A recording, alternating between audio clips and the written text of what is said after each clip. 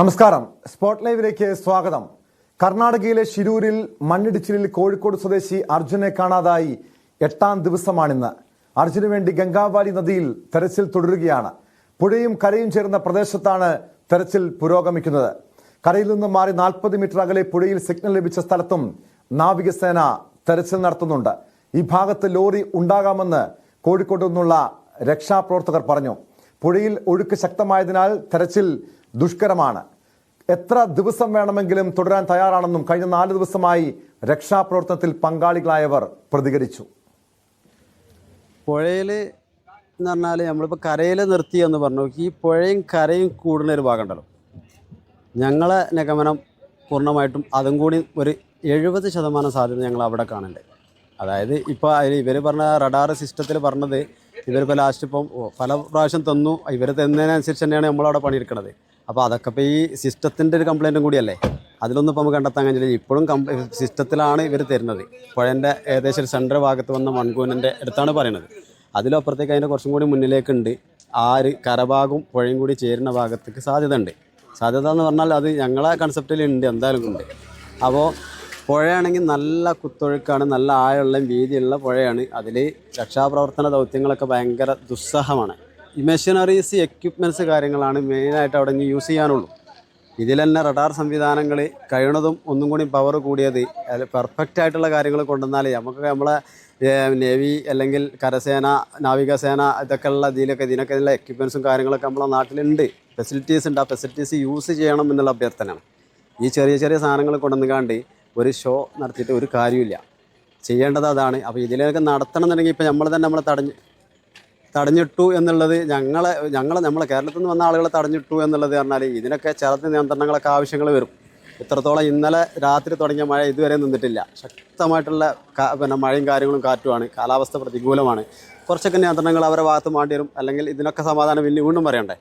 അതിലപ്പുറത്തേക്ക് ഇതിന് നേതൃത്വം കൊടുക്കുന്ന കുറച്ച് ആളുകളുണ്ടല്ലോ, രഞ്ജിത്ത് സാറിനെ പോലെ ആളുകൾ ആ തുടക്കം മുതൽ ഇന്ന് വരെ ഇവിടെ ഉണ്ട്. മാൻ പവറിൽ കൊടുക്കാവുന്നതിൻ്റെ മാക്സിമം അവരൊക്കെ കൊടുക്കുന്നുണ്ട്. ഞങ്ങൾ അവർക്ക് വേണ്ട സപ്പോർട്ടാണ് നമുക്ക് കൊടുക്കാനുള്ളൂ. ഗ്രൗണ്ട് സപ്പോർട്ട് കൊടുക്കുക എന്നുള്ളതിലപ്പുറത്തേക്ക് അവിടെ ചെയ്യാൻ പറ്റുന്ന ഹെൽപ്പ് ചെയ്ത് കൊടുക്കുക എന്നുള്ളതിലപ്പുറത്തേക്കൊന്നും ഇപ്പോൾ കര ഭാഗത്ത് നമുക്ക് ചെയ്ത് കൊടുക്കാനുള്ള ഹെൽപ്പില്ല. ഇനി വേണ്ടത് സ്കൂബ ടീമിൻ്റെയും മറ്റുള്ള സന്നദ്ധ ടീമിൻ്റെ ആവശ്യങ്ങളാണ്. അതിന് ഇവിടെ പെർമിഷനും കാര്യങ്ങളും കൊടുത്തിട്ടില്ല. അങ്ങനെ ഏതെങ്കിലും രീതിയിൽ എക്യുപ്മെൻറ്റ്സ് കാര്യങ്ങൾ കൊണ്ടുവരാനും അതിന് ചെയ്യാൻ പറ്റുന്നത് എന്തെങ്കിലും ചെയ്ത് കൊടുക്കാനുണ്ടെന്നുണ്ടെങ്കിൽ അതിന് ഉത്തരവാദിത്തപ്പെട്ടവർ എന്തെങ്കിലും സാഹചര്യങ്ങൾ ഒരുക്കി കൊടുക്കുക എന്നുള്ളതാണിത്. ഞങ്ങളിവിടെ ഇനിയും ആണെന്നുണ്ടെങ്കിൽ എത്ര ദിവസം ഞങ്ങൾ നിൽക്കാൻ ഞങ്ങളെ വേണ്ടെന്നുള്ള എന്ത് എളുപ്പമാണെങ്കിൽ ഞങ്ങളെ കൊണ്ട് ചെയ്യണത്തെ അടിമ കഴിയണതും ഏത് രീതിയിൽ ഞങ്ങൾക്ക് ചെയ്യാൻ റെഡിയാണ്. ഷിരൂരിൽ നിന്ന് KV ബൈജുവും കോഴിക്കോട് അർജുൻ്റെ വീട്ടിൽ നിന്ന് വിനേഷ് കുമാറും ചേരുന്നുണ്ട്. ആദ്യം ബൈജുവിലേക്ക് പോവുകയാണ്. ബൈജു, അർജുന് വേണ്ടിയുള്ള കാത്തിരിപ്പ് നീളുകയാണ്. അവിടെയുള്ള ഈ രക്ഷാപ്രവർത്തകർ, കോഴിക്കോട് നിന്നുള്ള രക്ഷാപ്രവർത്തകരുടെ വാക്കുകളിൽ നിന്ന് മനസ്സിലാക്കുന്നത് വേണ്ട രീതിയിൽ ഒരു ഊർജിതമായിട്ടുള്ള രക്ഷാപ്രവർത്തനം നാവികസേനയുടെ ഭാഗത്തുനിന്നും അവിടുത്തെ സേനയുടെ ഭാഗത്തുനിന്നും ഉണ്ടാകുന്നില്ലെന്നാണ്. അതിനിടെ ഈ കരയും പുഴയും ചേരുന്ന ഭാഗത്താണ് ഇപ്പോൾ നിലവിൽ ഈ രക്ഷാപ്രവർത്തനം നടക്കുന്നതാണ് മനസ്സിലാക്കാൻ കഴിയുന്നത്. ഏറ്റവും ഒടുവിൽ ലഭ്യമാകുന്ന വിവരം എന്താണ് ബൈജു? ടോമെ, പരിമിതമായ സൗകര്യങ്ങൾ ഉപയോഗിച്ചുള്ള ഒരു തെരച്ചിൽ, അതാണ് ഇപ്പോഴും ഇവിടെ നമുക്ക് കാണാൻ സാധിക്കുന്നത്. നാവികസേനയാണ് ഇന്ന് തെരച്ചിലിന് പ്രധാനമായും നേതൃത്വം നൽകുന്നത്. കരസേനയും ഒപ്പമുണ്ട്. കരസേന ഇത്തരത്തിൽ റഡാർ ഒക്കെ ഉപയോഗിച്ച് ഇത്തരത്തിൽ ലോറി കണ്ടെത്താൻ സാധിക്കുമോ എന്ന പരിശോധനയാണ് നടത്തുന്നത്. കരസേനയാണ് കൃത്യമായ പരിശോധന നടക്കുന്നത്. ഈ പ്രദേശത്ത് കഴിഞ്ഞ കുറെ മണിക്കൂറുകളായി ശക്തമായ മഴയാണ്. അത് വലിയ വെല്ലുവിളി ഉയർത്തുന്നുണ്ടെങ്കിലും രക്ഷാപ്രവർത്തനത്തിന് തടസ്സം ഉണ്ടായിട്ടില്ല. രാവിലെ ഈ കേരളത്തിൽ നിന്നൊക്കെ എത്തിയ രഞ്ജിത്ത് ഉൾപ്പെടെയുള്ള ഇത്തരത്തിൽ രക്ഷാ ദൗത്യത്തിൽ ഏർപ്പെട്ടവരെ തടയുന്ന ഒരു സംഭവം ഉണ്ടായിരുന്നു. അത് ഏതായാലും പരിഹരിക്കപ്പെട്ടിട്ടുണ്ട്. അതിൽ 25 പേരെ ഇപ്പോൾ ഈ സ്ഥലത്തേക്ക് കയറ്റിവിട്ടിട്ടുണ്ട്. മാധ്യമപ്രവർത്തകർക്ക് ഇന്നും ഈ പ്രദേശത്ത് അനുമതിയില്ല. മാധ്യമപ്രവർത്തകർ 2 കിലോമീറ്റർ ദൂരം നമ്മൾ ഉൾപ്പെടെ ഇപ്പോൾ നിൽക്കുന്ന സാഹചര്യമാണ്. ഇപ്പോൾ നമുക്ക് ലഭിക്കുന്ന വിവരം 3 മണിയോടുകൂടി ഒരു അപ്ഡേറ്റ് സൈന്യം തരുമെന്നാണ് ഇപ്പോൾ പറഞ്ഞിട്ടുള്ളത്. ഇന്ന് രാവിലെ മുതൽ ഉണ്ടായ പ്രവൃത്തികളുടെ ഒരു അപ്ഡേറ്റ് അപ്ഡേറ്റ് 3 മണിക്കോടുകൂടി നൽകുമെന്നാണ് സൈന്യം ഔദ്യോഗികമായി അറിയിച്ചിട്ടുള്ളത്. ഏതായാലും ഈ MLA-മാർ ഉൾപ്പെടെ നിരവധി നേതാക്കൾ ഇവിടെയുണ്ട്, രാഷ്ട്രീയ പാർട്ടി നേതാക്കളുണ്ട്. വലിയ സമ്മർദ്ദമുണ്ടായി. അത് എന്നിട്ടും 8ാം നാളും അർജുൻ എവിടെ എന്ന ഒരു ചോദ്യം ആവർത്തിച്ച് ചോദിക്കേണ്ട ഒരു സാഹചര്യം തന്നെയാണ് നമുക്കുള്ളത്. അത് മാത്രമല്ല, ഈ പ്രദേശത്തെ രണ്ടുപേരെയും കൂടി കാണാതായിട്ടുണ്ട്. ഈ കർണാടക സ്വദേശികളായ 2 പേരെ കാണാതായിട്ടുണ്ട്. അവരെയും കണ്ടെത്തേണ്ടതുണ്ട്. ഈ ലോറി എത്രയും പെട്ടെന്ന് കണ്ടെത്തുക. ഈ ലോറിക്കകത്ത് ഇപ്പോഴും അർജുൻ ഉണ്ട്. പക്ഷേ അർജുനെ അവസാനമായി ഒരു നോക്ക് കാണാൻ എന്ന ഒരു പ്രതീക്ഷയിലാണ് ഇപ്പോൾ ഉള്ളത്. നേരത്തെയൊക്കെ അർജുനെ ജീവനോടെ കൊണ്ടുപോകാം എന്ന ഒരു പ്രതീക്ഷയാണെങ്കിൽ ഇപ്പോൾ അതിന്മേലെല്ലാം ഏറ്റിരിക്കുന്നു. കാലാവസ്ഥ പ്രതികൂലമായിരിക്കുന്നു. തിരച്ചിലിനെ അത് ഏതെങ്കിലും രീതിയിൽ ബാധിക്കുമോ തുടങ്ങിയ ആശങ്കകൾ ഒരുപാടുണ്ട്. വലിയ സംവിധാനങ്ങൾ ഇവിടെ എത്തിക്കേണ്ടതുണ്ട്. അത്തരം സംവിധാനങ്ങൾ ഉപയോഗിച്ച് വളരെ പെട്ടെന്ന് പരിശോധന നടത്തി ഈ ആഴമേറിയ പുഴയിൽ, വലിയ കുത്തൊഴുക്കൊക്കെ ഉള്ള ഈ പുഴയിൽ നിന്നും ഇനി കുറച്ചുകൂടി മഴ ശക്തമായാൽ പുഴയിലെ അവസ്ഥ വളരെ ഇതിനെ ബാധിക്കും, രക്ഷാപ്രവർത്തനത്തെ ബാധിക്കും. ഏതായാലും നാവികസേന ഊർജിതമായി തന്നെ തെരച്ചിൽ നടത്തുന്നുണ്ട്. ഡ്രോണും മറ്റ് സംവിധാനങ്ങളും റഡാറും ഒക്കെ ഉപയോഗിച്ചുള്ള പരിശോധന നടത്തുന്നുണ്ട്. നിലവിൽ ഇതുവരെ അല്പസമയം മുമ്പ് AK മഷ്റഫ് ഈ പ്രദേശത്ത് എത്തി നമ്മോട് സംസാരിക്കുകയുണ്ടായി. നിലവിൽ ഏതെങ്കിലും തരത്തിലുള്ള സൂചനകളൊന്നും ലഭിച്ചിട്ടില്ല. ഇതുവരെയുള്ള ഈ പുരോഗതി, ഇതിന്റെ തെരച്ചിലിന്റെ പുരോഗതി സൈന്യം 3 മണിക്ക് ഔദ്യോഗികമായി തന്നെ അറിയിക്കുമെന്നാണ് നമുക്ക് കിട്ടിയ വിവരം. ടോം. ബൈജു സൂചിപ്പിച്ചതുപോലെ തന്നെ വലിയ നിരാശയോട് കൂടിയാണ് നമ്മൾ ഇപ്പോൾ ഏറ്റവും ഒടുവിൽ ഈ വാർത്തകൾ റിപ്പോർട്ട് ചെയ്യുന്നത്. കാരണം ഇതുവരെയും ഈ 8 ദിവസമായിട്ടും യാതൊരു വിവരവും അർജുനെ കുറിച്ച് ലഭിക്കാത്തൊരു സാഹചര്യം. അതോടൊപ്പം ഇന്നലെ നമ്മളവിടെ ഈ രക്ഷാപ്രവർത്തനത്തിൽ പങ്കുചേരാൻ എത്തിയ ആളുകളെ തടയുന്ന ഒരു സാഹചര്യം പോലും ഉണ്ടായി. മാത്രമല്ല, ഇവിടെ മലയാളികളായിട്ടുള്ള ആളുകളെ സഹായിക്കാനെത്തിയ അവിടുത്തെ പ്രദേശത്തുള്ള ആളുകൾക്ക് നേരെ പോലീസ് കേസെടുക്കുന്നു, ആളുകളെ ഭീഷണിപ്പെടുത്തി പറഞ്ഞയക്കാൻ ശ്രമിക്കുന്നു. അങ്ങനെ വലിയ പ്രതികൂല സാഹചര്യത്തിൽ പോലും ഈ രക്ഷാ ദൗത്യം ഏറ്റെടുത്തുകൊണ്ട് കോഴിക്കോട് നിന്നടക്കം നിരവധി ആളുകൾ ഈ സ്ഥലത്തെത്തിയിട്ടുണ്ട്. അവിടെ ആരൊക്കെയാണ് ഈ രക്ഷാദൗത്യത്തിൽ ഇപ്പോൾ പങ്കാളികളായിട്ടുള്ളത്? മാത്രമല്ല, മലയാളികളുടെ ഭാഗത്തുനിന്ന് വലിയ സമ്മർദ്ദമുണ്ട്. മലയാളികൾ ഒന്നടങ്കം അർജുനെ തിരിച്ചു കിട്ടണം എന്നൊരാവശ്യം ഉന്നയിക്കുന്നു. അവിടെ ബൈജു നേരത്തെ സൂചിപ്പിച്ചല്ലോ, ഈ കർണാടക സ്വദേശികളായിട്ടുള്ള 2 പേരെ ഇപ്പോഴും കണ്ടെത്താൻ കഴിഞ്ഞിട്ടില്ലെന്ന്. അവിടുത്തെയുള്ള നാട്ടുകാരുടെ ഒരു പ്രതികരണം എങ്ങനെയാണ്? അവർക്ക് ഈ ഒരു വിഷയത്തിലൊന്നും ഈ മന്ദഗതിയിൽ ഈ രക്ഷാദൗത്യം മന്ദഗതിയിൽ നീങ്ങുന്നതിന്റെ പരിഭവമോ പരാതിയോ പ്രതിഷേധമോ ഒന്നും ഇല്ലേ? ടോമെ, അവരെ സംബന്ധിച്ചിടത്തോളം മലയാളത്തിൽ നിന്നുള്ള ഈ മാധ്യമങ്ങളുടെ നിരന്തരമായ റിപ്പോർട്ടിങ് അവർക്ക് വലിയ ആശ്വാസമാണ്. അതുകൊണ്ട് തന്നെയാണ് ഇത്രയെങ്കിലും ഈ സംവിധാനം ഉണർന്നു പ്രവർത്തിച്ചെന്ന് പറയേണ്ടി വരും. സൈന്യം ഉൾപ്പെടെ എത്തേണ്ട ഒരു സാഹചര്യം ഉണ്ടായതും നിരന്തരം നമ്മൾ ഈ ഓരോ വിവരങ്ങളും ഇവിടുത്തെ ആശങ്കകളും പങ്കുവെച്ചത് കൊണ്ട് തന്നെയാണ് നമുക്ക് ഏറ്റവും വലിയ പ്രതീക്ഷ ഉണ്ടായിരുന്നത്. കഴിഞ്ഞ ദിവസങ്ങളിലെല്ലാം അർജുൻ തിരിച്ചു വരും, അർജുനെ ജീവനോട് നമുക്ക് കിട്ടുമെന്നാണ്. പക്ഷേ ഇപ്പോൾ ആശങ്ക മാത്രമാണ് ബാക്കി. ഇനി അർജുനെ ഏത് രീതിയിലായിരിക്കും നമുക്ക് തിരിച്ച് കിട്ടുക, അതൊക്കെ വലിയ ആശങ്കയായി നിൽക്കുന്നു. ബന്ധുക്കൾ ഉൾപ്പെടെ അവർക്ക് നിരാശ ആയിരിക്കുന്നു. ഇനി എത്ര നാൾ കാത്തിരിക്കേണ്ടി വരും, എപ്പോഴാണ് ഇതിനൊരു ഉത്തരം ലഭിക്കുക? അത്തരം നിരവധി ചോദ്യങ്ങളുണ്ട്. എന്തായാലും ഈ വാഹനം കണ്ടെത്തേണ്ടതുണ്ട്. അതാണ് അടിയന്തരമായി ചെയ്യേണ്ടത്. വാഹനം കണ്ടെത്താനുള്ള അത്യാധുനിക സംവിധാനങ്ങൾ കൊണ്ടുവരേണ്ടതുണ്ട്. ഈ വാഹനം കണ്ടെത്തിയാൽ അതിനകത്ത് അർജുൻ ഉണ്ടാകുമെന്ന ഒരു പ്രതീക്ഷ ഇവർ പങ്കുവെക്കുന്നുണ്ട്. അവസാന പ്രതീക്ഷയാണ്. ഇനിയും വൈകിയാൽ, കാലാവസ്ഥ മോശമായാൽ അത് വലിയ തോതിൽ രക്ഷാപ്രവർത്തനത്തെ ബാധിക്കും.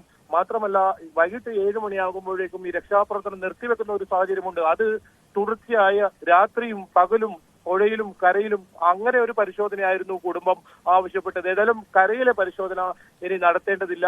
സൈന്യം അത് സ്ഥിരീകരിച്ചു. കരയിൽ ലോറിയില്ല. അപ്പോൾ പുഴയിലാണ് ഇനി തെരച്ചിൽ നടത്തേണ്ടത്. ഈ മുഴുവൻ സംവിധാനങ്ങളും മുഴുവൻ സന്നാഹങ്ങളും ഇതുവരെ കരയിൽ എങ്ങനെയാണോ ഉണ്ടായത് അതിനൊപ്പം അത്യാധുനിക സംവിധാനങ്ങളും കൂടി ഉൾപ്പെടുത്തി കൃത്യമായ പരിശോധന നടത്തി ഈ ലോറി എത്രയും പെട്ടെന്ന് കണ്ടെത്തണമെന്ന ആവശ്യം ഉയർന്നിട്ടുണ്ട്. ഒരാളെ കാണാതായെങ്കിൽ ഒരു പക്ഷേ നമുക്ക് പറയാം അത് വളരെ ദുഷ്കരമാണെന്ന്. പക്ഷെ ഇത്രയും വലിയൊരു ലോറി അതെവിടെ പോയി? അതിൽ നിറയെ മരങ്ങൾ ഉണ്ടായിരുന്നു. ആ അവശിഷ്ടങ്ങൾ, മരങ്ങൾ അത് ഉണ്ടെങ്കിൽ അത് എവിടെ പോയി? ഇത്തരം ചോദ്യങ്ങൾ നിരന്തരം ചോദിക്കുന്ന ഒരു സാഹചര്യം എന്തായാലും ഉണ്ട്. ഏതായാലും ഉടൻ തന്നെ ഈ ലോറി കണ്ടെത്താൻ കഴിയുമെന്ന ഒരു പ്രതീക്ഷയും ഇവർ പങ്കുവെക്കുന്നുണ്ട്. സൈന്യത്തിന്റെ 3 മണിക്കുള്ള ആ ഒരു അവരുടെ സ്ഥിരീകരണം അത് ഏറെ നിർണായകമാണ്. അതിനാണ് ഇനി നമ്മൾ കാത്തിരിക്കുന്നത്. നിലവിൽ സൂചനകളൊന്നുമില്ല. ഇത് സംബന്ധിച്ച് ലോറി കണ്ടെത്തിയതായി ബന്ധപ്പെട്ട് സൂചനകളൊന്നും ഇല്ലാതാണ് നമുക്ക് ലഭിക്കുന്ന വിവരം. എങ്കിലും 3 മണിക്ക് സൈന്യത്തിന്റെ ആ സ്ഥിരീകരണം നമ്മൾ കാത്തിരിക്കുന്നു. യെസ്, 3 മണിക്ക് കാത്തിരിക്കുകയാണ് കേരളം. മലയാളികൾ ഒന്നടങ്കം കാത്തിരിക്കുന്നു. എന്താണ് ഈ രക്ഷാദൗത്യത്തിന്റെ തുടർ നീക്കങ്ങൾ, അതിന്റെ അപ്ഡേഷൻ എന്തായിരിക്കുമെന്ന് 3 മണിക്ക് അറിയാം എന്നാണ് കെ വി ബൈജു പറയുന്നത്. ബൈജുവിലേക്ക് തിരികെ എത്താം. ഈ ബൈജുവിന്റെ അർജുന്റെ കുടുംബം വലിയ നിരാശയാണ് പങ്കുവച്ചത്. പ്രതീക്ഷ നഷ്ടപ്പെട്ടുകൊണ്ടിരിക്കുകയാണെന്നാണ് മണ്ണിടിച്ചിലിൽ കാണാതായ അർജുന്റെ ഭാര്യ സഹോദരൻ ജിതിൻ ന്യൂസ് 18നോട് പറഞ്ഞത്. നിലവിലെ സംവിധാനം വെച്ച് പുഴയിൽ തെരച്ചിൽ നടത്തുന്നത് ദുഷ്കരമായിരിക്കും. അത്യാധുനിക സംവിധാനം ഉപയോഗിച്ച് തെരച്ചിൽ നടത്തിയ അർജുനെ കണ്ടെത്തണം. ഏകോപനത്തിൽ ഇപ്പോഴും പോരായ്മകളുണ്ടെന്നും ജിതിൻ പറഞ്ഞു. ജിതിന് മാത്രമാണ് ഈ തെരച്ചിൽ നടക്കുന്ന പ്രദേശത്തേക്ക് പ്രവേശനമുള്ളത്. തെരച്ചിൽ ഇപ്പോൾ പുനരാരംഭിച്ചിട്ടുണ്ട്. കാലാവസ്ഥ അല്പമൊന്ന് മഴ മാറിയ ഒരു സാഹചര്യം തന്നെയാണുള്ളത്. എന്തായാലും നാവികസേന പുഴയിലുള്ള തെരച്ചിലാണ് ഇപ്പോൾ ആരംഭിച്ചത്. സൈന്യം ഉൾപ്പെടെ എത്തിയിട്ടുണ്ട്. എനിക്കൊപ്പം ജിതിൻ ചേരുകയാണ്. ജിതിൻ, എന്താണ് ഇന്നത്തെ ഒരു പ്രതീക്ഷകൾ ഞാൻ വെക്കുന്നത്? പുഴയുടെ സൈഡും പിന്നെ പുഴയിൽ മൺകൂമ്പാരങ്ങൾ രൂപപ്പെട്ടിട്ടുണ്ട്, അവിടെയും ഒക്കെയാണ് ഇന്നത്തെ ഇനി പ്രതീക്ഷ ഉള്ളത്. എത്രയും പെട്ടെന്ന് അത്യാധുനിക സംവിധാനങ്ങൾ കൊണ്ടുവന്നത്, അത് അവിടെ പ്രോപ്പറായിട്ട് സെർച്ച് ചെയ്ത് ലോറി അവിടെ കണ്ടെത്തി ആ ഭാഗത്ത് മണ്ണ് നീക്കിയിട്ട് എടുക്കാൻ സാധിക്കണം എന്നാണ് ഞാൻ ആഗ്രഹിക്കുന്നത്. അല്ലെങ്കിൽ നമുക്ക് ഈ ശ്രമം ഇനിയും മുന്നോട്ട് പോകുന്നതാണ് ഞാൻ കരുതുന്നത്. തുടക്കത്തിൽ തന്നെ നമുക്ക് ഏറ്റവും വലിയ പരാതി ഉണ്ടായത് ഈ തെരച്ചിൽ വളരെ മന്ദഗതിയിലാണെന്ന്. നിലവിലും ഈ 8ാം നാളാകുമ്പോഴും നമുക്ക് ഇപ്പോൾ കാണാൻ സാധിക്കുന്ന അതേ അവസ്ഥ തന്നെയാണോ ഇപ്പോൾ?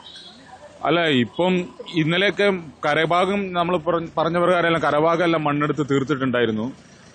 അവിടെ ഇല്ലാന്ന് ഏകദേശം ഉറപ്പിച്ച് കഴിഞ്ഞു. പുഴയിൽ തെരച്ചിൽ സജീവമാക്കണം എന്നാണോ ജിതിൻ പറയുന്നത്? പുഴയുടെ സൈഡ് ഭാഗവും പുഴയും ആ ഭാഗത്ത് തന്നെ ഉണ്ടാകുമെന്നാണ് നിങ്ങൾ ഞാൻ അസ്യൂം ഞങ്ങളെല്ലാവരും കുറച്ച് ആൾക്കാരൊക്കെ ഡിസ്കസ് ചെയ്ത പ്രകാരം ആ പുഴയിൽ നിന്ന് വെള്ളത്തിലേക്ക്, റോഡിൽ നിന്ന് വെള്ളത്തിലേക്ക് കുറച്ച് നല്ല ഹൈറ്റ് ഉണ്ട്. അവിടെ ഒരു 2 ലോറിയൊക്കെ നിൽക്കാനുള്ള 2-3 ലോറിയൊക്കെ വീണ് കിടക്കാനുള്ള അത്രയും ഗ്യാപ്പ് അവിടെ കിടക്കുന്നുണ്ട് ആ ഹൈറ്റ്. അപ്പോൾ അത് കാരണം ഞങ്ങളും വിചാരിക്കുന്നത് ആ മണ്ണിന്റെ ഫോഴ്സിൽ ആദ്യം ഈ ലോറി അങ്ങോട്ട് മറിഞ്ഞ് വീണിട്ട് അതിന്റെ അടിയിൽ മണ്ണ് വന്ന് ഫില്ലായി കഴിഞ്ഞാലും ലോറി അവിടെ ഉണ്ടാവാനുള്ള ഒരു ചാൻസ് ഉണ്ട്. ഇപ്പോഴുള്ള ഒരു തെരച്ചിൽ ഈ സംവിധാനം വെച്ചാണെങ്കിൽ നിങ്ങൾക്ക് അത് എളുപ്പമാകും തോന്നുന്നു? ഇല്ല, ഈ സംവിധാനം വെച്ചിട്ട് പുഴയിലുള്ള തെരച്ചിൽ തീർത്തും ദുഷ്കരമായിരിക്കും. ഇന്നലെ അറിയാൻ പറ്റിയത് നേവിയുടെ ഒരു വേറെ സ്കൂബ ഡൈവിംഗ് ടീമാണ് ഇന്ന് വന്ന് സെർച്ചിങ് നടത്തുന്നത്. അവരെ ഏത് തരത്തിലുള്ള പ്രോഗ്രസ് ആണ് നടത്താൻ പോകുന്നതെന്നൊന്നും ഇപ്പം അറിയില്ല. സൈന്യം ഇവിടെ ഇനിയും തുടരണമെന്നാണ് തന്നെയാണോ ആവശ്യം? സൈന്യം തുടരുന്നത് ചിലപ്പോൾ അത് നല്ല കാര്യമായിരിക്കാം. കാരണം അവർ ഈ ചെക്കിംഗ് അവർ ഡയറക്ഷൻ കൊടുക്കുന്നുണ്ട്. എങ്ങനെ ഏതൊക്കെ അവരൊന്നും ചെയ്യുന്നില്ലെങ്കിലും അവരൊരു ഡയറക്ഷൻ കൊടുക്കുന്നുണ്ട്. അത് പ്രകാരം ഇവർ ചെയ്യുന്നുണ്ട്. ഇപ്പോഴും ഏകോപനക്കുറവും ഒപ്പം ഈ കർണാടക സർക്കാരിന്റെ പല ഈഗോ അത് നമ്മളെ തെരച്ചിലിന് വലിയ തോതിൽ ബാധിക്കുന്നുണ്ടെന്ന് ജിതിൻ പറഞ്ഞിരുന്നു. അത് ശരിയാണ്?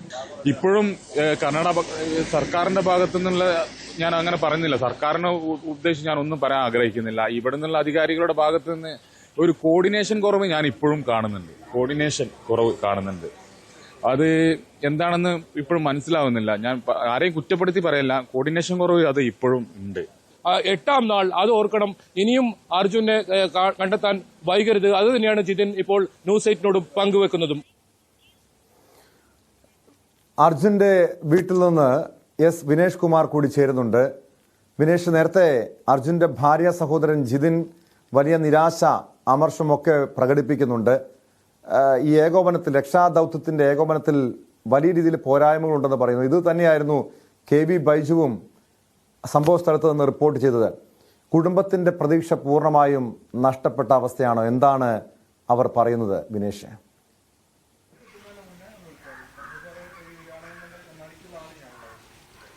ടോം, ഇന്ന് അവർ പരസ്യ പ്രതികരണത്തിനൊന്നും തയ്യാറായിട്ടില്ല കുടുംബാംഗങ്ങൾ. പക്ഷേ നമ്മളവിടെ പോയിരുന്നു, അവരുടെ വീട്ടിൽ പോയിരുന്നു, അവരുടെ പിതാവിനോട്, അർജുൻ്റെ പിതാവിനോട് സംസാരിച്ചിരുന്നു, മറ്റുള്ള ബന്ധുക്കളോടെല്ലാം സംസാരിച്ചിരുന്നു. ആർക്കും വലിയൊരു പ്രതീക്ഷ അവരുടെ മുഖത്തില്ല. ആ ഒരു കഴിഞ്ഞ 2 ദിവസം മുമ്പ് വരെ ഉണ്ടായിരുന്ന പ്രതീക്ഷയെല്ലാം തന്നെ അസ്തമിച്ചിരിക്കുന്നു എന്ന് തന്നെ മനസ്സിലാക്കേണ്ടിയിരിക്കുന്നു. കാരണം 8 ദിവസമായി, ഇന്ന് 8ാമത്തെ ദിവസം ഉച്ചയായിരിക്കുന്നു. ഇതുവരെയും യാതൊരു വിവരവുമില്ല. കണ്ടെത്താൻ പോലും, അല്ലെങ്കിൽ ലോറി, റഡാർ ഉപയോഗിച്ചുകൊണ്ട് ലോറി എവിടെയുണ്ടെന്നുള്ളൊരു സിഗ്നൽ പോലും ഇതുവരെയും ലഭ്യമായിട്ടില്ല. പക്ഷേ ഊർജിതമായ തിരച്ചിൽ ഇന്ന് നടക്കുന്നു എന്നുള്ളത് അവർക്ക് നേരിയൊരു ആശ്വാസം നൽകുന്നുണ്ട്. എന്തായാലും അർജുൻ ഇനി ജീവനോടെ തിരിച്ചു വരും എന്നുള്ളൊരു പ്രതീക്ഷ അവരാരും തന്നെ പങ്കുവെക്കുന്നില്ല. വലിയ മിറാക്കിൾ സംഭവിക്കുക. ഇപ്പോൾ നമുക്കറിയാം ഗുജറാത്തിലൊക്കെ ഭൂകമ്പം ഉണ്ടായ സമയത്തൊക്കെ ദിവസങ്ങൾ കഴിഞ്ഞതിന് ശേഷം ആൾ ജീവനോടെ കിട്ടിയ സംഭവമൊക്കെയുണ്ട്. അത്തരത്തിലുള്ള ഒരു മിറാക്കിൾ സംഭവിക്കുകയാണെങ്കിൽ മാത്രമായിരിക്കും അർജുൻ തിരിച്ചു വരിക അർജുൻ തിരിച്ചു വരിക എന്നുള്ളൊരു പ്രതീക്ഷ മാത്രമേ അവർക്കുള്ളൂ. നേരിയൊരു പ്രതീക്ഷ എന്ന് നമുക്ക് പറയേണ്ടിയിരിക്കുന്നു. എന്തായാലും ഒരു ശോകമൂകമായ ഒരു അവസ്ഥ തന്നെയാണ് വീട്ടിലുള്ളത്.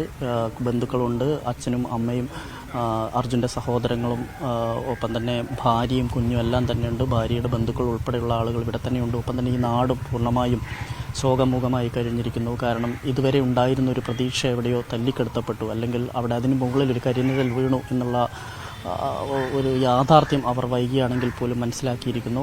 കാരണം മാത്രമല്ല കഴിഞ്ഞ ദിവസങ്ങളിൽ ഈ കർണാടക സർക്കാരിൻ്റെ തുടക്കത്തിലുള്ള ഈ രക്ഷാപ്രവർത്തനത്തിൽ വന്നിരിക്കുന്ന പാളിച്ചകൾ, അതിൻ്റെ ഒരു മെല്ലെപ്പോക്ക്, ആ ഒരു നിഷ്ക്രിയത്വം വലിയ രീതിയിൽ തന്നെ ചോദ്യം ചെയ്യപ്പെട്ടതാണ്. പൊതുസമൂഹം അതിനെതിരെ ശക്തമായി പ്രതികരിച്ചത് നമ്മൾ കണ്ടതാണ്, പ്രത്യേകിച്ച് മലയാളികൾ. അതുകൊണ്ട് തന്നെ ഇവിടെയുള്ള ആളുകളും ഈ പ്രദേശത്തുള്ള ആളുകളും ഉൾപ്പെടെ കഴിഞ്ഞ ദിവസങ്ങളിലെല്ലാം തന്നെ അവർ എന്തായാലും ഇനിയിപ്പോൾ അതിൽ പ്രതികരിക്കാനോ കൂടുതൽ വിമർശനങ്ങൾക്കോ സാധ്യതയില്ല, അല്ലെങ്കിൽ അതുകൊണ്ട് കാര്യമില്ല. കാരണം അർജുനെ ഇതുവരെയും കണ്ടെത്താൻ കഴിഞ്ഞിട്ടില്ല. അർജുൻ്റെ ലോറിയും ഇതുവരെയും കണ്ടെത്താൻ കഴിഞ്ഞിട്ടില്ല. അർജുൻ ലോറിയിൽ തന്നെ ഉണ്ടായിരുന്നു, അതോ മറ്റേ കടയിൽ നിന്ന് ചായ കുടിക്കുന്നതിനിടയിലോ മറ്റോ അല്ലെങ്കിൽ വിശ്രമിക്കുന്നതിനിടയിലോ മറ്റോ ആണോ ഈ കുന്നിടിഞ്ഞ് വീണ് എന്നുള്ള കാര്യത്തിലൊന്നും, ഷിരൂരിൽ അപകടമുണ്ടായിരുന്നു എന്നുള്ള കാര്യത്തിലൊന്നും ഒരു വ്യക്തത ഇതുവരെയും ഇല്ല. എന്തായാലും അർജുൻ്റെ സഹോദരനുണ്ട്, ഭാര്യ സഹോദരനുണ്ട്, ഇങ്ങനെ നിരവധി ആളുകൾ, ഈ സുഹൃത്തുക്കളുണ്ട്. ഇങ്ങനെ 100-150ഓളം ആളുകൾ ഈ കോഴിക്കോടിൻ്റെ മറ്റു പല ഭാഗങ്ങളിൽ നിന്നും പോയ ആളുകൾ ഇപ്പോഴും അവിടെ തന്നെ രക്ഷാപ്രവർത്തനത്തിനും ഇതിൻ്റെ വിവരം അറിയുന്നതിനും അവിടെ കാത്തു നിൽക്കുന്നുണ്ട്. അവിടെ നിന്ന് കൃത്യമായുള്ള ഒരു ആശയവിനിമയം എന്തായാലും കുടുംബം നടത്തുന്നുണ്ട്. സഹോദരി അഞ്ജുവും അതുപോലെ തന്നെ മാതാപിതാക്കളും എല്ലാം തന്നെ ഫോണിൽ ഇവരുമായി നിരന്തരമായി സംസാരിച്ചുകൊണ്ടിരിക്കുന്നു. ഒപ്പം തന്നെ മാധ്യമങ്ങളിൽ വരുന്ന വാർത്തകളും അവർ ശ്രദ്ധിക്കുന്നുണ്ട്. ഇതെല്ലാം വെച്ച് മനസ്സിലാക്കുമ്പോൾ ഇനി അർജുൻ ഒരു ജീവനോടെ ഒരു തിരിച്ചുവരവ് ഉണ്ടാവില്ല എന്നുള്ളതിലേക്ക് അവരുടെ മനസ്സിനെ അവർ പാകപ്പെടുത്തി തുടങ്ങിയെന്നാണ് നമ്മൾ അല്പസമയം മുമ്പ് പോയപ്പോൾ അവരുടെ ഒരു ബന്ധു പറഞ്ഞിരിക്കുന്നു. കാരണം അവരതിനോട് ആ ഒരു യാഥാർത്ഥ്യം ഉൾക്കൊണ്ട് തുടങ്ങിയിരിക്കുന്നു. കാരണം അവൻ ഇനി തിരിച്ചു വരില്ലെന്ന യാഥാർത്ഥ്യത്തിലേക്ക് അവരും സഞ്ചരിക്കാൻ തുടങ്ങിയിരിക്കുന്നു എന്നുള്ളതാണ്. എന്തായാലും വളരെ സങ്കടകരമായ അവസ്ഥയാണ്, വളരെ ദുഃഖമായ ഒരു അന്തരീക്ഷം തന്നെ, ഒരു ദുഃഖം തളം കെട്ടിക്കിടക്കുന്നതാണ് ആ വീടിന് നമ്മൾ കണ്ടത്. കാരണം ആരും കൂടുതലൊന്നും സംസാരിക്കുന്നില്ല, ആവശ്യത്തിന് മാത്രം സംസാരിക്കുന്നു. എല്ലാവരും ഓരോ ഭാഗങ്ങളിൽ ഇങ്ങനെ മാറിയിരിക്കുന്നു. ചില ആളുകൾ വാർത്തയറിയുന്നു, മറ്റാളുകൾ ഫോണിൽ വിളിച്ച് വിവരങ്ങൾ തേടുന്നു. കൃത്യമായൊരു ഭക്ഷണം കഴിക്കുകയോ ഉറങ്ങുകയോ പോലും ചെയ്യാതെ കുറേ മനുഷ്യർ അർജുനു വേണ്ടി കാത്തിരിക്കുകയാണ് ഇവിടെ.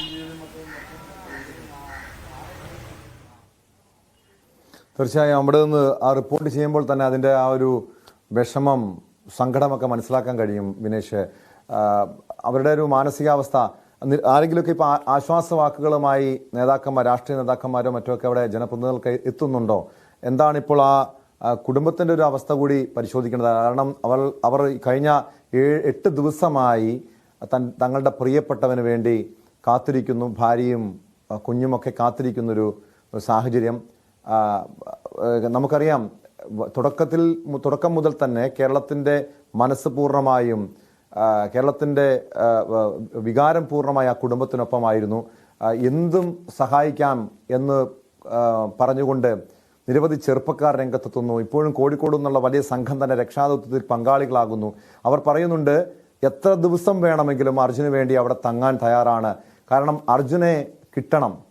ആ ഒരു മനോഭാവത്തോടു കൂടി വലിയൊരു മനുഷ്യസ്നേഹികൾ നിലയുറപ്പിക്കുന്നു. കേരളം ഒന്നടങ്കം അർജുന് വേണ്ടി കാത്തിരിക്കുന്നു. ആ കുടുംബത്തിലേക്ക് ആശ്വാസവാക്കുകളുമായി നമ്മുടെ രാഷ്ട്രീയ ജനപ്രതിനിധികളൊക്കെ എത്തുന്നുണ്ടോ?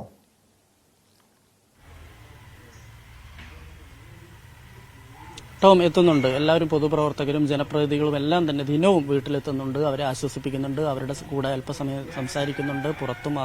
പുറത്ത് വിളിച്ച് പിതാവിനോട് ഉൾപ്പെടെ സംസാരിക്കുന്നുണ്ട്. അകത്തുള്ള സ്ത്രീകളോടും എല്ലാം അവർക്ക് ആശ്വാസവാക്കുകൾ പകർന്നുകൊണ്ട് തന്നെയാണ് നമ്മുടെ പൊതുപ്രവർത്തകർ രാഷ്ട്രീയ ഭേദമന്യേ. അല്പസമയം മുമ്പാണ് CPM ജില്ലാ സെക്രട്ടറി P. മോഹൻ്റെ നേതൃത്വത്തിലുള്ള പാർട്ടി പ്രവർത്തകർ ഇവിടെ എത്തിയിരുന്നു.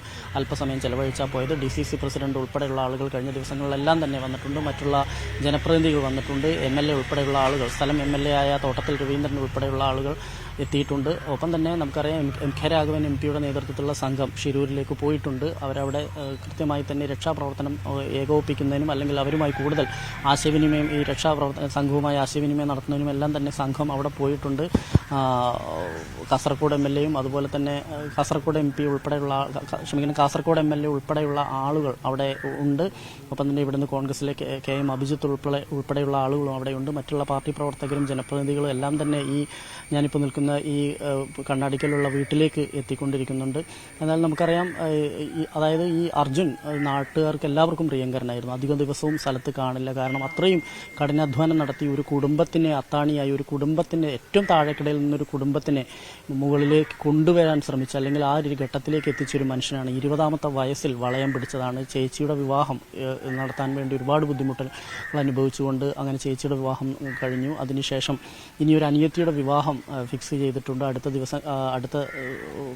ദിവസത്തേക്ക് അതിൻ്റെ മറ്റുള്ള വിവാഹ നിശ്ചയം മറ്റു പരിപാടികളുമുണ്ട്. അപ്പോൾ അതിന് പോയി വരുന്നതിന് മുമ്പ് അതായത് ഇനി യാത്ര കഴിഞ്ഞ് വന്ന് വീട്ടിൽ പെയിൻറ്റിങ് മറ്റും കാര്യങ്ങളും ചെയ്യേണ്ടതുണ്ട്. പുറത്തുനിന്ന് ആരെയും വിളിക്കേണ്ടതില്ല, ഞാൻ തന്നെ ചെയ്തോളാം എന്ന് അർജുൻ പറഞ്ഞിട്ടാണ് പോയത് എന്ന് അച്ഛൻ സങ്കടത്തോടെ നമ്മോട് പറയുന്നുണ്ട്. എന്തായാലും അങ്ങനെ ഈ ഒരു സാധാരണ ഇപ്പം ഞാൻ നിൽക്കുന്ന ഈ മതിലിൻ്റെ പുറത്ത് ഉള്ള ഒരു ചെറിയൊരു ഒരു വീട്ടിലായിരുന്നു ഇവരാദ്യം താമസിച്ചിരുന്നത്. വളരെ ചെറിയ മഴ പെയ്താൽ പോലും വെള്ളം കയറുന്ന അവസ്ഥയിലേക്ക് വളരെ ദുരിതം സഹിച്ചായിരുന്നു അവർ. അതിനുശേഷം കുറച്ച് ഉയർന്ന സ്ഥലത്തേക്ക് ഇവർ വീട് വെക്കുന്നു. അവിടെ ഒരു ടെറസ് വീട് വളരെ കഷ്ടപ്പെട്ട് ആ ജോലിയുടെ മുഖാഭാഗവും ചെയ്തു തീർത്തത് അർജുൻ തന്നെയായിരുന്നു. അങ്ങനെ എല്ലാ ജോലികളും അത്യാവശ്യം നന്നായിട്ട് വശമുണ്ടായിരുന്ന ആളാണ്. രാത്രിയിലും പകലുമായി ഒരുപാട് ഇതുപോലെ തന്നെ മറ്റ് ലോഡുമായി മറ്റ് മരത്തടികളും മറ്റ് സാധനങ്ങളും ഗ്രാനൈറ്റും മറ്റ് സാധനങ്ങളുമായി കേരളത്തിന് പുറത്തും അകത്തുമായി യാത്രകളിലായിരിക്കും പലപ്പോഴും ഉണ്ടാകുക. വല്ലപ്പോഴും ആളുകളെ കാണുക. വന്നു കഴിഞ്ഞാൽ അച്ഛനും അമ്മയും മകനും ഭാര്യയും ഇവരൊരു ഫ്രണ്ട്സിനെ പോലെയാണ് സാധാരണ നിലയിൽ. നമ്മളെ കുടുംബങ്ങളിലൊന്നും അങ്ങനെ കാണാൻ കഴിയില്ല എന്ന് തന്നെ നാട്ടുകാർ പറയുന്നുണ്ട്. കാരണം അത്രയും അടുപ്പമാണ് ഇവർക്ക് അങ്ങോട്ടും ഇങ്ങോട്ടും. എന്ത് കാര്യങ്ങളും അവരോട് സംസാരിച്ചതിന് ശേഷം മാത്രമേ ഒരു കാര്യത്തിലേക്ക് കടക്കുകയുള്ളൂ. അങ്ങനെയൊരു ചെറുപ്പക്കാരനെ നഷ്ടപ്പെടുക എന്ന് പറയുന്നത്, അങ്ങനെയൊരു കുടുംബാംഗത്തിനെ നഷ്ടപ്പെടുക എന്ന് പറയുന്നത് അവരെ സംബന്ധിച്ചിടത്തോളം അവർക്കത് വളരെ നമുക്ക് പോലും ചിന്തിക്കുമ്പോൾ അതിൽ വലിയ സങ്കടം തോന്നുന്നുണ്ട്. അങ്ങനെ ഒരാളെ നഷ്ടപ്പെട്ട ഇതിൻ്റെ ദുഃഖം അവർക്ക് എത്ര കാലം കഴിഞ്ഞാലും മാറില്ല എന്നുള്ളതാണ്. അപ്പോൾ ആ ഒരു തിരിച്ചുവരവ് എന്തായാലും അർജുൻ്റെ തിരിച്ചുവരവ് ഇനി ജീവനോടെ ഉണ്ടാവുമോ എന്നുള്ള കാര്യത്തിൽ ഉണ്ടാവണം എന്ന് നമ്മളെല്ലാം ആഗ്രഹിക്കുമ്പോഴും പ്രായോഗികമായി അതിൻ്റെ ഒരു സാധ്യത കുറവാണ് എന്നുള്ളത് തന്നെയാണ് നമുക്ക് അവിടെ നിന്ന് ലഭിക്കുന്ന വിവരം. എന്തായാലും നാട്ടുകാരും അതുപോലെ തന്നെ ബന്ധുക്കളും ഉൾപ്പെടെ ഇന്നലെ വലിയ വിമർശനം ഉയർത്തിയിരുന്നു. അതുതന്നെയാണ് വിനേഷ് ആ വീടിന് സമീപത്ത് നിന്ന് റിപ്പോർട്ട് ചെയ്യുന്നത്. തങ്ങളുടെ പ്രിയപ്പെട്ടവർക്ക് വേണ്ടി ജീവിച്ചവൻ, കുടുംബത്തിന് വേണ്ടി ജീവിച്ചവൻ, 20ാം വയസ്സിൽ കുടുംബത്തിന്റെ പ്രാരാബ്ധങ്ങളെല്ലാം ഏറ്റെടുത്തവൻ, അങ്ങനെ ആ പ്രിയപ്പെട്ടവർ അർജുന് വേണ്ടി കാത്തിരിക്കുകയാണ്. അർജുന് ഒരു നോക്ക് കാണാൻ കഴിയണം എന്ന പ്രതീക്ഷയാണ് ഇനി അവർക്ക് ബാക്കിയുള്ളത്. എല്ലാ ഭാഗത്തും ഒരു വട്ടം കൂടി തെരച്ചിൽ നടത്തണമെന്ന് ലോറി ഉടമ മനാഫ് പ്രതികരിച്ചു. തനിക്ക് പ്രതീക്ഷയുണ്ടെന്ന് ആണ് മനാഫ് ന്യൂസ് 18നോട് പറഞ്ഞത്. ഓൾക്ക് സ്ഥിരം അറിയണല്ലേ രാവിലെ തുടങ്ങുന്ന നിങ്ങളായാലും നമ്മളായാലും ഈ ഒരു സംഘർഷമാണ് പ്രശ്നം. ടൈം ആവുമ്പോ നിങ്ങൾക്ക് തന്നെ അറിയാൻ പറ്റും എന്താണ്. അതെ, ഇതിലെന്താ പറഞ്ഞു കഴിഞ്ഞാല് വേറൊരു വിവാദം ആരും ചെയ്യരുത്. ഒരു കാര്യം എനിക്ക് പറയാൻ, ഇതിന് പല സ്ഥലത്തേക്ക് ഡൈവേർട്ട് ചെയ്ത് പോകുന്നുണ്ട്. നമ്മൾ എത്രയോ കഷ്ടപ്പെട്ടിട്ടാണ് ഈ മാധ്യമപ്രവർത്തകനാക്കിയിട്ട് ഇവിടുത്തെ കാലാവസ്ഥകൾ കാണില്ല. ഈ കാറ്റും ഈ തണുപ്പും ഇതിന്റെ ഇടയിൽ നിന്നിട്ടാണെന്ന് പറഞ്ഞു കഴിഞ്ഞാൽ പല ആൾക്കാരും ഇതിനെ ഡൈവേർട്ട് ചെയ്തുകൊണ്ട് പല ആൾക്കാരും കുറ്റം പറയേണ്ടി ഈ കൂടുതലുള്ള ആളുകളെ.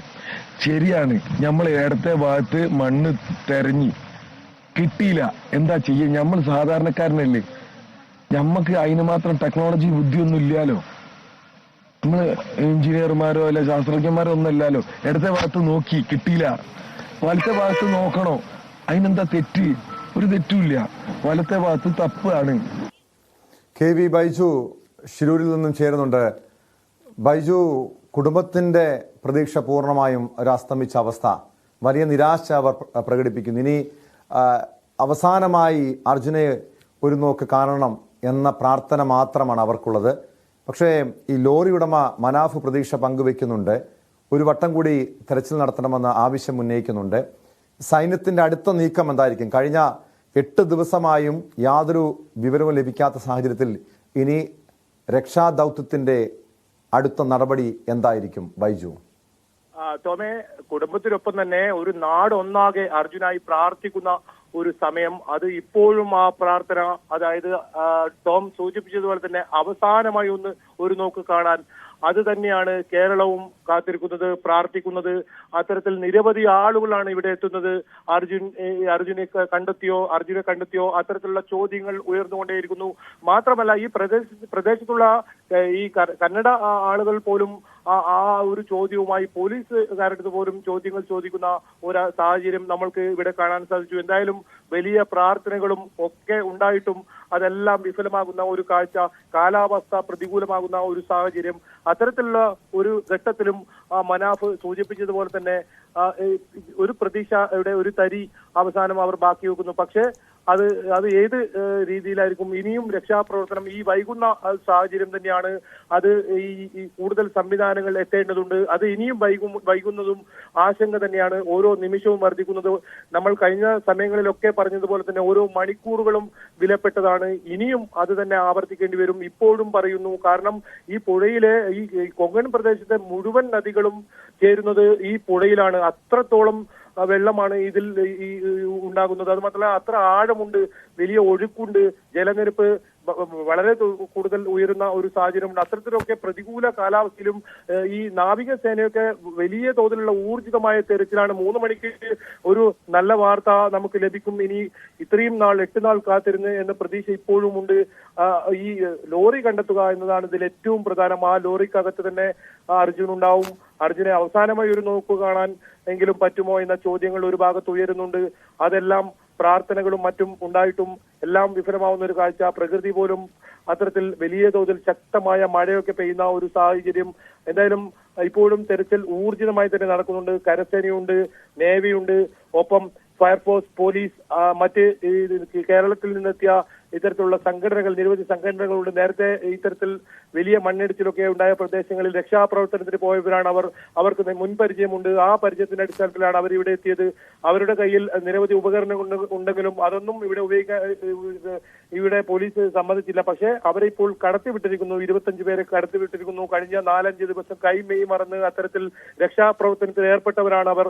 അവരെ ഇപ്പോൾ ഈ അകത്തേക്ക് കയറ്റിയിട്ടുണ്ട്. രഞ്ജിത്ത് ഉൾപ്പെടെയുള്ള സംഘം ഈ മേഖലകളിലുണ്ട്. രഞ്ജിത്ത് ഇപ്പോഴും പറയുന്നത് മൺകൂന കുറച്ച് മൺകൂന അവിടെ 20% ഉണ്ട്, അതുകൂടി മാറ്റേണ്ടതുണ്ട്, അവിടെ ഉണ്ടോ എന്നൊരു സംശയമുണ്ട്. അപ്പോഴും സൈന്യം പറയുന്നത് ഇനി പുഴയിൽ തെരച്ചിൽ ഊർജിതമാക്കണമെന്നാണ്.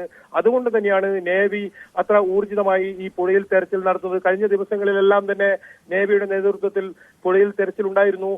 മുങ്ങൽ വിദഗ്ധർമാർ എത്തി പുഴയുടെ അടിത്തട്ടിൽ ഏതെങ്കിലും തരത്തിൽ ലോറിയുടെ വസ്തുക്കളോ അല്ലെങ്കിൽ ഇതിലുണ്ടായിരുന്ന മരങ്ങളോ മറ്റോ കണ്ടെത്താൻ പറ്റുമോ എന്ന തെരച്ചിലൊക്കെ ഉണ്ടായിരുന്നു. പക്ഷേ അതെല്ലാം വിഫലം. അത്തരത്തിൽ ഒരു വസ്തുവും കിട്ടിയില്ല. ആ ഒരു സ്ഥിരീകരണവും വന്നു. പുഴയുടെ അടിത്തട്ടിലോ മറ്റോ ലോറി ഇല്ല. അതാണ് ഏറെ നിരാശപ്പെടുത്തുന്ന കാര്യമാണ് KV ബൈജു റിപ്പോർട്ട് ചെയ്യുന്നത്. ബൈജു ഈ സംഭവം അറിഞ്ഞ അന്ന് മുതൽ ബൈജു ഷിരൂരിലുണ്ട്.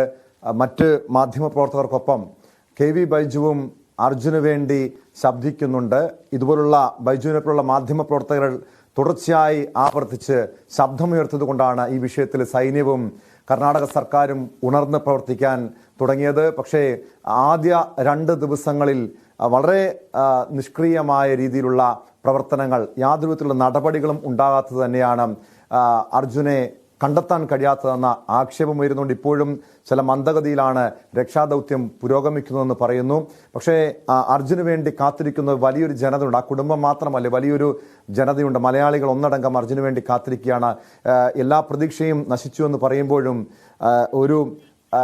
ഏതെങ്കിലും ഒരു സാഹചര്യത്തിൽ അർജുനെ തിരികെ കിട്ടുമെന്നൊരു പ്രതീക്ഷ മാത്രമാണ് മലയാളികൾക്കും ഇനി ബാക്കിയുള്ളത്. സ്പോട്ട് ലൈവിലേക്ക് തിരികെ എത്താം ഇടവേളയ്ക്ക് ശേഷം. സ്പോട്ട് ലൈവിലേക്ക് വീണ്ടും. മലപ്പുറം കുടുംബ കോടതിയിൽ വീട്ടമ്മയ്ക്ക് വെട്ടേറ്റൊരു സംഭവമാണ് സ്പോട്ട് ലൈവിന് പരിശോധിക്കുന്നത്. വണ്ടൂർ സ്വദേശിനി ബൈജു ആണ് ഭാര്യ മാതാവ് ശാന്തയെ വെട്ടിയത്. ഇയാളെ പോലീസ് കസ്റ്റഡിയിലെടുത്തു. കത്തിയും വാളും ഉപയോഗിച്ച് പ്രായമായ വീട്ടമ്മയുടെ പുറത്തുവിട്ടുകയും മുടി പൂർണ്ണമായും മുറിച്ചു മാറ്റുകയുമായിരുന്നു. പരിക്ക് പറ്റിയിട്ടുള്ള അമ്മയും മരുമകളെയും ഹോസ്പിറ്റലിലേക്ക് എൻ്റെ കാറിലാണ് എത്തിച്ചത്. ഇന്ന് ആ കേസ് മലപ്പുറം കുടുംബ കോടതിയിലുണ്ടായിരുന്നു. ആ കേസ് കഴിഞ്ഞ് ഇവർ പുറത്തേക്ക് ഇറങ്ങി അമ്മയും ആ മോളുമാണ് കേസിന് വേണ്ടി വന്നിട്ടുള്ളത്. ഭർത്താവായിട്ടുള്ള ആളും പ്രസൻ്റ് ആയിരുന്നു. അതിനുശേഷം അമ്മയും മകളും കൂടി പുറത്തേക്ക് നടന്നു പോണ സമയത്ത് അദ്ദേഹം ഒരു ഓട്ടോറിക്ഷയിൽ വന്നിരുന്നത്. ആ ഓട്ടോറിക്ഷ ഉപയോഗിച്ചിട്ട് ഈ മോളെ കുത്തി പരിക്കേൽപ്പിക്കാൻ ശ്രമിച്ചു. മോള് വീണു.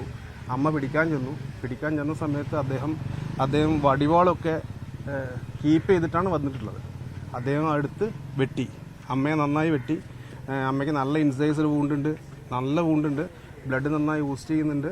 പ്രാഥമികമായിട്ടുള്ള കാര്യങ്ങൾ നമ്മളെ കോട്ടപ്പടി ജില്ലാ ആശുപത്രി ചെയ്തിട്ട് ഇപ്പോൾ അവരെ മെഡിക്കൽ കോളേജിലേക്ക് മാറ്റിയിട്ടുണ്ട്. പുറത്ത് ഷോൾഡറിന്റെ സൈഡിലാണ് വിട്ടിട്ടുള്ളത്. മാത്രമല്ല തുടയ്ക്കും വിട്ടിട്ടുണ്ട്. വിശദാംശങ്ങളുമായി മലപ്പുറത്ത് നിന്ന് CV അനുമോദ് ചേരുന്നുണ്ട്. ഇത് അഭിഭാഷകന്റെ വാക്കുകളാണ് കേട്ടത്. അനുമോദ്, അഭിഭാഷകൻ പറയുന്നതനുസരിച്ച് ഒരു കരുതിക്കൂട്ടിയുള്ള ആക്രമണം, വടിവാളും മറ്റായുധങ്ങളും കൊണ്ടുവന്ന് ക്രൂരമായി വെട്ടിപ്പരിക്കേൽപ്പിക്കുക എന്ന് പറയുമ്പോൾ ഇരുവരെയും, ഭാര്യയെയും ഭാര്യാമാതാവിനെയും കൊലപ്പെടുത്തുക എന്ന ഉദ്ദേശത്തോടു കൂടിയായിരുന്നോ ഈ പ്രതി ബൈജു സ്ഥലത്തെത്തിയത്?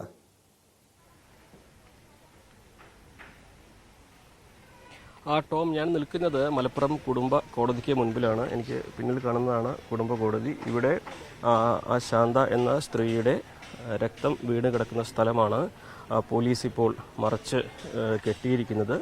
ഫോറൻസിക്കിൻ്റെയും മറ്റും പരിശോധനയ്ക്ക് വേണ്ടിയാണ് ഇങ്ങനൊരു നടപടി. ഈ നടന്ന സംഭവത്തിലേക്ക് വരികയാണെങ്കിൽ നമുക്ക് ഇവിടെ മനസ്സിലാക്കാൻ കഴിഞ്ഞത് 1 മണിക്ക് മുൻപാണ് ഈ ഒരു സംഭവം ഉണ്ടായിരിക്കുന്നത്. ഇവർ ഈ കുടുംബ കോടതിയിൽ ഡൈവേഴ്സ് പെറ്റീഷൻ ഫയൽ ചെയ്തിരുന്നു. അതിൻ്റെ നടപടികൾ പുരോഗമിക്കുകയാണ്. ഇന്നിപ്പോൾ അവരെ കോടതിയിൽ ഹാജരാക്കി അവരെ കൗൺസിലിങ്ങിന് നിർദ്ദേശിച്ച് കോടതി കേസ് മാറ്റിവെക്കുന്ന ഒരു സാഹചര്യമായിരുന്നു ഉണ്ടായിരുന്നത്. അങ്ങനെ ഈ കേസ് പരിഗണിച്ച ശേഷം കോടതി അടുത്ത മാസത്തേക്കാണ് മാറ്റിയിരുന്നത്.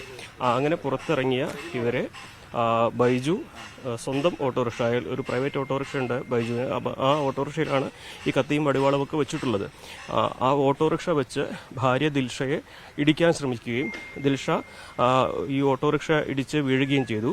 തുടർന്ന് ദിൽഷയുടെ അടുത്തേക്ക് അമ്മ ശാന്ത വന്നപ്പോൾ വണ്ടിയിൽ സൂക്ഷിച്ചിരുന്ന വടിവാളും കത്തി ഉപയോഗിച്ച് ഇവരെ ആക്രമിക്കുകയായിരുന്നു എന്നാണ് മനസ്സിലാക്കാൻ കഴിയുന്നത്. ഈ ശാന്തയുടെ പുറത്ത് ആഴത്തിൽ മുറിവേറ്റിട്ടുണ്ട്, കാലിൻ്റെ തുടയ്ക്കും മുറിവേറ്റിട്ടുണ്ട്. നമ്മളിപ്പോൾ ഇവിടെ കാണുന്നത് ഈ ഒരു കത്തിയും വടിവാളും ഈ ഒരു മേഖലയിലാണ് സൂക്ഷിച്ചിരിക്കുന്നത്. നമുക്കിത് ദൃശ്യങ്ങളിൽ കാണാം. ഇത് ഫോറൻസിക്കിൻ്റെ പരിശോധനയ്ക്ക് വേണ്ടി വെച്ചിരിക്കുകയാണ്.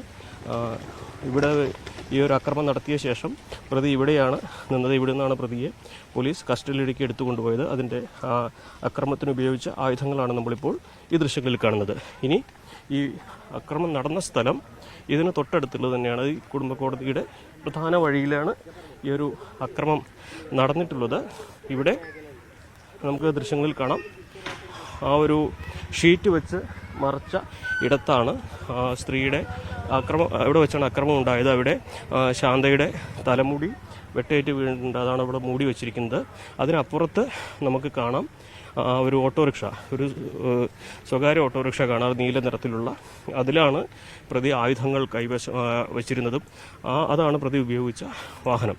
അപ്പോൾ നമുക്ക് മനസ്സിലാക്കാൻ കഴിഞ്ഞത് ഈ ഒരു ഓട്ടോറിക്ഷ വെച്ച് പ്രതി ഭാര്യ ദിൽഷയെ ഇടിച്ചിടാൻ ശ്രമിച്ചു. രക്ഷിക്കാൻ ശ്രമിച്ച ഭർത്തൃമാതാവായ ശാന്തയെ ഓട്ടോറിക്ഷയിൽ സൂക്ഷിച്ചിരുന്ന വടിവാളും കത്തി ഉപയോഗിച്ച് വെട്ടി. ഇവിടെ വെച്ച് വെട്ടേറ്റ ശാന്ത കുടുംബ കോടതി വരെ ഓടുകയായിരുന്നു. ആഴത്തിൽ മുറിവുണ്ട്, പുറത്തും കാലിൻ്റെ തുടയ്ക്കുമാണ് വെട്ടേറ്റിട്ടുള്ളത്. ഇവരെ ഗുരുതര പരിക്കുകളായതുകൊണ്ട് തന്നെ പ്രാഥമിക ശുശ്രൂഷകൾ നൽകി മഞ്ചേരി മെഡിക്കൽ കോളേജിലേക്ക് മാറ്റിയിട്ടുണ്ട്. പ്രതിയെ ഉടൻ തന്നെ എല്ലാവരും തടഞ്ഞു വെക്കുകയും മലപ്പുറം പോലീസ് സ്ഥലത്തെത്തി കസ്റ്റഡിയിലെടുക്കുകയും ചെയ്തിട്ടുണ്ട്.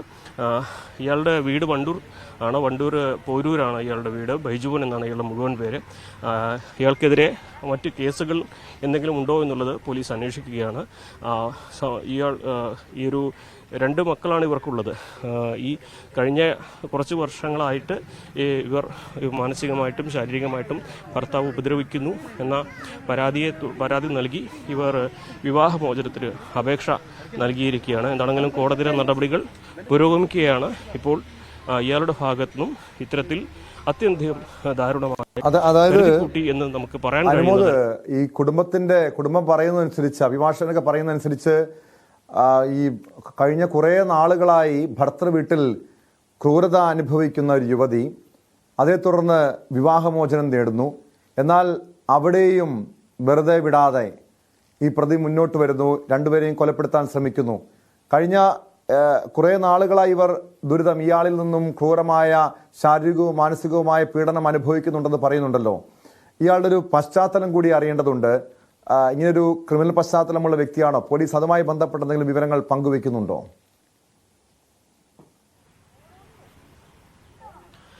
ടോം, ഈ 2016 ഇവരുടെ വിവാഹം കഴിയുന്നത്. 2018 19 ഇവർക്ക് 2 കുട്ടികളുണ്ട്. 2 ആൺകുട്ടികളാണ് ഇവർക്കുള്ളത്. അതിനുശേഷമാണ് ഈ യുവതിയെ ഇയാൾ കൂടുതൽ ശാരീരികമായിട്ടും മാനസികമായിട്ടും ഒക്കെ ബുദ്ധിമുട്ടിക്കാൻ തുടങ്ങിയതും പീഡിപ്പിക്കാൻ തുടങ്ങിയതും. അങ്ങനെ ഈ ശാരീരിക മാനസികമായിട്ടുള്ള പീഡനങ്ങൾ സഹിക്കാൻ വയ്യാതെയാണ് ഇവർ കോടതിയെ സമീപിച്ചതും വിവാഹമോചനത്തിന് ഹർജി കൊടുത്തിട്ടുള്ളതും. മറ്റൊന്നും വേണ്ട, വിവാഹമോചനം മാത്രം മതിയെന്ന് ഈ ഒരു യുവതി കോടതിക്ക് മുമ്പിൽ ആവശ്യപ്പെട്ടിട്ടുണ്ട് എന്നാണ് യുവതിയുടെ കേസ് കൈകാര്യം ചെയ്യുന്ന അഭിഭാഷകൻ പറഞ്ഞത്. അതായത് ഇയാളിൽ നിന്ന് മോചനം തന്നാൽ മാത്രം മതി, മറ്റൊന്നും ജീവനാംശമോ സ്വത്തോ ഒന്നും വേണ്ട എന്ന തരത്തിൽ, ജീവൻ തിരിച്ചു കിട്ടിയാൽ മതി എന്നൊക്കെ നമ്മൾ പറയുന്ന തരത്തിൽ ഈ യുവതി അനുഭവിക്കുന്നുണ്ട് ഇയാളിൽ നിന്നും എന്നാണ് മനസ്സിലാക്കാൻ കഴിയുന്നത്. എന്നാണെങ്കിലും ഇയാൾക്കെതിരെ നിലവിൽ കേസുകളുള്ളതായിട്ട് മലപ്പുറം പോലീസിന് വിവരം ലഭിച്ചിട്ടില്ല. വണ്ടൂർ ആണ് ഇയാളുടെ സ്വദേശം. വണ്ടൂർ കേന്ദ്രീകരിച്ചുള്ള അന്വേഷണവും പ്രാഥമികമായിട്ട് ഇയാൾക്കെതിരെ കേസുകളുള്ളതായിട്ട് വിവരം ഇല്ല.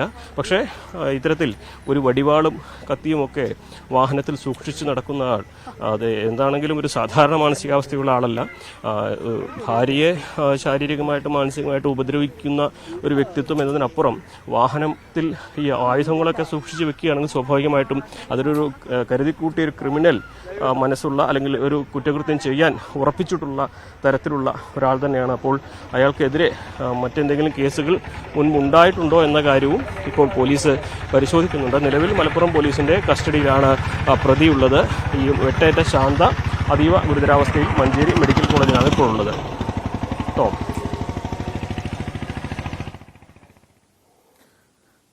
വ്യക്തമാണ്. CV അനുമോദാണ് വിവരങ്ങൾ നൽകിയത്. മലപ്പുറം കുടുംബ കോടതിയിലാണ് പ്രതി ഭാര്യ മാതാവിനെ ഗുരുതരമായി വെട്ടിപ്പരിക്കേൽപ്പിച്ചത്. ഇവരെ ആശുപത്രിയിലേക്ക് മാറ്റിയിട്ടുണ്ട്. ഭാര്യയ്ക്ക് നേരെ ആക്രമണം ഉണ്ടായിരുന്നു. കഴിഞ്ഞ 1-2 വർഷത്തിലധികമായി ഈ പ്രതി ഭാര്യയെ ക്രൂരമായി ശാരീരികവും മാനസികവുമായി പീഡിപ്പിച്ചിരുന്നു എന്ന് പറയുന്നുണ്ട്. ഏറ്റവും ഒടുവിൽ കുടുംബ കോടതിയിൽ കേസ് മറ്റൊരു ദിവസത്തേക്ക് മാറ്റിയതിനു ശേഷമാണ് ഇത്തരമൊരു ആക്രമണം ഉണ്ടായത്. കരുതിക്കുട്ടുള്ള ആക്രമണം എന്നാണ് പോലീസ് നൽകുന്ന വിവരം. അതിനായി വടിവാൾ കൊണ്ടുവന്നിരുന്നു. വടിവാൾ ഉപയോഗിച്ച് ക്രൂരമായി ഭാര്യ മാതാവിനെ ആക്രമിക്കുകയായിരുന്നുവെന്നാണ് പോലീസ് നൽകുന്ന വിവരങ്ങൾ. സ്പോട്ട് ലൈവ് ഇനി പരിശോധിക്കുന്നത് മറ്റൊരു വിഷയമാണ്. റോഡിൽ വെച്ച് മറ്റു വാഹനങ്ങളിലെ യാത്രക്കാരുമായി വഴക്കും പ്രശ്നങ്ങളും ഉണ്ടാക്കുന്നത് മലയാളിയുടെ ഒരു പൊതു സ്വഭാവമായി മാറിയിട്ടുണ്ട്. എന്നാൽ അതിന്റെ പ്രത്യാഘാതം എത്രത്തോളം അപകടം സൃഷ്ടിക്കുമെന്ന് കൊച്ചി ചിറ്റൂരിലെ ഒരു ദൃശ്യം കണ്ടാൽ വ്യക്തമാകും. റോഡിലെ ചെളിവെള്ളം തെറിപ്പിച്ചതുമായി ബന്ധപ്പെട്ടുണ്ടായ തർക്കത്തെ തുടർന്ന് യുവാവിനെയും അച്ഛനെയും ഓടുന്ന കാറിൽ വലിച്ചിഴച്ച് കൊണ്ടുപോയി. ഞായറാഴ്ച രാത്രി 9:30 ഈ സംഭവം നടന്നത്. ഇതിന്റെ CCTV ദൃശ്യങ്ങൾ കഴിഞ്ഞ ദിവസം പുറത്തു വന്നിരുന്നു. ഇറങ്ങേണ്ട ആവശ്യം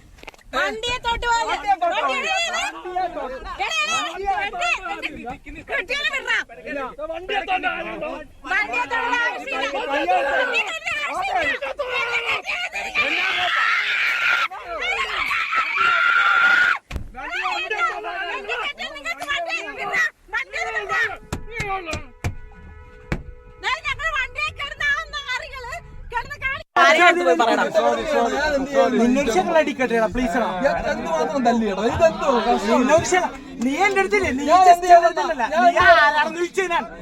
മനസ്സിലാണ് ഞാൻ എന്തായാലും പ്രശ്നം ഉണ്ടാക്കിയോ? ചേട്ടാ ഇറക്കാൻ പറ്റത്തില്ല. അതെ ചേട്ടാ ഇറക്കാൻ പറ്റത്തില്ല. ഞങ്ങളുടെ വീട്ടിലോട്ട് വരുന്ന വഴിക്ക് ആശ്രമിച്ചിട്ട് കുറച്ച് വെള്ളക്കെട്ടുണ്ടായിരുന്നു. അവിടെ വെച്ച് ഇവരുടെ വണ്ടി ഞങ്ങളുടെ ബാക്കിൽ നിന്ന് സ്പീഡിൽ വന്ന് ഞങ്ങളുടെ മേത്ത് വെള്ളം തെറിപ്പിച്ചിട്ട് പോയി. അപ്പോൾ വെള്ളം തെറിപ്പിച്ച് ചോദിക്കാനായിട്ട് ഞാൻ എന്റെ സ്കൂട്ടറും കൊണ്ട് ഇവരുടെ വണ്ടിയുടെ വട്ടം വെച്ച് വണ്ടിയിൽ നിന്ന് ഇറങ്ങി ചെന്ന് ഞാൻ ചോദിച്ചു, എന്ത് പരിപാടി കാണിക്കണേ, മര്യാദയ്ക്ക് ഓടിച്ചു പോകാൻ പാടില്ലേ, വെള്ളം തെറിപ്പിക്കണമെന്ന് ചോദിച്ചു. അപ്പോൾ അതിൽ ലെഫ്റ്റ് സൈഡിലിരുന്ന ആള് തെറി പറയും, ആള് എന്റെ കോളറിനെ കയറി പിടിക്കുകയും ചെയ്തു. ആ സമയത്താണ് 2-3 ബൈക്കിൽ കുറച്ച് പിള്ളേർ അവിടെ വന്നത്. അവർ കോതാട് സൈഡിലോട്ട് പോയിരുന്നു, നമ്മുടെ ഓപ്പോസിറ്റ് സൈഡിലോട്ട് പോയിരുന്നു. അവരവിടെ നിർത്തി, അവര് റോഡിൽ ബഹളം കണ്ടിട്ട് അവരവിടെ നിർത്തിയിട്ട് ഇവരെ ചീത്ത പറഞ്ഞു. പിള്ളേര് ഈ കാറുകാരെ ചീത്ത പറഞ്ഞിട്ട് പറഞ്ഞു വിട്ടു. അതിന്റെ ഉള്ള പിള്ളേര് പറയുന്നുണ്ടായിരുന്നു, കാറുകാരെ അവരെ ചീത്ത പറഞ്ഞു എന്ന് പറയുന്നുണ്ടായിരുന്നു. അപ്പൊ ഇവരെ പറഞ്ഞു വിട്ട്. അപ്പൊ ഇവര് നേരെ വണ്ടി കുറച്ച് മുമ്പോട്ട് കയറ്റി അവിടെ നിർത്തി. ഞാനും ചേച്ചിയും പ്രശ്നം തീർന്നു എന്ന് കരുതിയിട്ടാണ് ഞങ്ങൾ നേരെ വീട്ടിലോട്ട് പോകുന്നത്. ഞങ്ങൾ വീട്ടിലോട്ട് വരുന്ന വഴിക്ക് അവർ ഞങ്ങളെ ഫോളോ ചെയ്ത് ഞങ്ങളുടെ ഈ വീടിന്റെ ഇവിടം വരെ വന്നിട്ട് നേരെ ഞങ്ങൾ ഗേറ്റ് തുറന്ന് ഗേറ്റിലോട്ട് ഇവൻ വണ്ടി വെച്ചപ്പോഴത്തേന് കാറിലിരുന്ന ഡ്രൈവറാണോ ഇപ്പുറത്തെ സൈഡിലിരുന്ന ആളാണോ എന്നറിയില്ല, പറയാൻ പാടില്ലാത്ത തെറികള് വിളിച്ച് ഈ റോഡിലൂടെ അറ്റത്തോട്ട് പോയി. ഈ റോഡ് എന്ന് പറഞ്ഞു കഴിഞ്ഞാൽ അപ്പുറം വഴി എൻഡിങ് ആണ്, വേറെ വഴിയിലോട്ട് വേറെ മെയിൻ റോഡുകളോ ഒന്നുമില്ല. ഞങ്ങൾ റിട്ടേൺ പോണെങ്കിൽ അവർക്ക് ഇതിലേ തന്നെ പോകണം. അപ്പൊ അവന്മാർ റിട്ടേൺ വരൂല ഇവിടെ നിൽക്കാന്ന് വെച്ചാൽ അതേപോലത്തെ തെറിയാണ് വിളിച്ചത്. അപ്പൊ നേരെ അതായത് അവർക്ക് ഇതുവഴി യാത്ര ചെയ്തു വരേണ്ട ഒരു ആവശ്യമില്ല. അവർക്ക് ആ മെയിൻ റോഡ് വരെ വരാം, അവിടുന്ന് ലെഫ്റ്റ് എടുത്ത് പോകാം, ചിറ്റൂര് പടുതല റൂട്ട് എറണാകുളത്തോട്ട് പോകാം. ഇത് അപ്പുറത്ത് നിന്ന് കഴിഞ്ഞാൽ എൻഡ് ചെയ്യണയാണ്. ഈ റോഡ് എന്ന് പറഞ്ഞാൽ ഈ വീട്ടുകാർക്ക് വേണ്ടി മാത്രമുള്ള റോഡാണ്. അവരെന്തിനാ അപ്പം വന്നതെന്ന് അറിയത്തില്ല. അതിനുശേഷമാണ് ഇവിടെ അനിയനെ പിടിച്ച് വലിച്ചിട്ട് നേരെ ഇഷ്യൂ ഉണ്ടായപ്പോഴത്തേന് ഞാൻ പപ്പയും മമ്മിയും കിടന്നുറങ്ങണിരുന്നപ്പോ ഞാൻ പെട്ടെന്ന് ഓടിച്ചെന്ന് പപ്പേനെ വിളിച്ചപ്പോഴത്തേന് കാറിൽ കയറി പപ്പയും മമ്മിയും അനിയനും ഓടിച്ചെന്ന് അങ്ങനെയാണ് കാറിലോട്ട് ചെല്ലണത്. അപ്പൊ കാറിന്റെ അവിടുന്ന് അവൻ കീ ഊരാൻ പറഞ്ഞു. വണ്ടി സ്റ്റാർട്ട് ചെയ്യാണ്, കീ ഊരാന്ന് എന്തോ പറഞ്ഞ കൈയിട്ടപ്പോഴത്തേന് ആ വീഡിയോസ് ഇവിടുന്ന് ഒരാളെടുത്ത വീഡിയോ, ഞങ്ങളല്ല അപ്പുറത്തെ വീട്ടിൽ ഒരാളെടുത്ത വീഡിയോ ആയിരുന്നു. അതിൽ അവന്റെ കൈ ആ ലെഫ്റ്റ് സൈഡിൽ നിന്ന് ചേട്ടായി ഉള്ളിലോട്ട് വലിക്കുന്നത് കറക്റ്റ് വിഷ്വൽസിലുണ്ട്. അങ്ങനെ വലിച്ചു കഴിഞ്ഞാണ് റണ്ണിങ്ങില് അവരെ കൊണ്ടുവന്നത്. ഞാൻ പുറകെ കരഞ്ഞുകൊണ്ടെന്ന് വെച്ചാൽ പപ്പേനെ അനിയനെയും കൊണ്ടുപോയിക്കൊണ്ടിരിക്കുമ്പോ പപ്പേനെ അവിടെ തള്ളി ഇട്ട് ഓൾറെഡി. അപ്പൊ എനിക്ക് പപ്പേനെ പിടിക്കണോ അനിയനെ എങ്ങോട്ടോ കൊണ്ടുപോകണമെന്ന് എനിക്കറിയത്തില്ല. ഞാൻ പപ്പേനെ നോക്കില്ല, കാരണം ഇവിടെ ആൾക്കാരൊക്കെ വരുമല്ലോ, മമ്മിയുണ്ട്, അവർ നോക്കിക്കോളുന്ന ഞാൻ കാറിന്റെ പുറകെ ഓടിക്കൊണ്ടിരിക്കുക. ഞാൻ വണ്ടി നിർത്താൻ പറഞ്ഞിട്ടൊന്നും അവര് സ്പീഡിൽ തന്നെ പോയിക്കൊണ്ടിരിക്കണായിരുന്നു. അതേസമയം തങ്ങൾക്കെതിരായ ആരോപണം നിഷേധിക്കുകയാണ് കാർ യാത്രികർ. വാഹനത്തിന്റെ നമ്പർ മനസ്സിലാക്കാനാണ് പിന്തുടർന്ന കാർ യാത്രക്കാരുടെ പ്രതികരണം. ഞാൻ ചെളി കളിപ്പിച്ചെന്ന് പറഞ്ഞ് ഇട സൈഡിൽ കൂടെ വന്ന് ചെടി കളിപ്പിച്ചെന്ന് പറഞ്ഞ് ഗ്ലാസ് തുറന്ന് അന്നത്തന്നെ എന്റെ ഫ്രണ്ടിൽ കൊണ്ട് വണ്ടി നിർത്തി ആക്റ്റീവ നിർത്തിയപ്പോ തന്നെ ഞാൻ എന്നാന്ന് ചോദിച്ച് ഗ്ലാസ് വന്നപ്പോ തന്നെ എന്റെ ജപ്പക്കിട്ട് അടിച്ചിട്ട് എന്നോട് ചോദിച്ചു നിനക്ക് നേരെ മുക്കി നടന്നുകൂടെയെന്ന് പറഞ്ഞു. കുറെ തെറിയെല്ലാം വിളിച്ചു. എന്നിട്ട് അത് കഴിഞ്ഞപ്പോ തന്നെ പെട്ടെന്ന് കയറി അളിയനെയും പിടിച്ച് അടിച്ചു കഴിഞ്ഞപ്പോ തന്നെ എന്നാൽ തന്നെ വൈഫ് ചോദിക്കാൻ ചെന്നപ്പോ തന്നെ വൈഫിന്റെ ഷർട്ട് വലിച്ചു കീറുകയും താലി പൊട്ടിക്കുകയും ഒന്നിച്ചാണ്.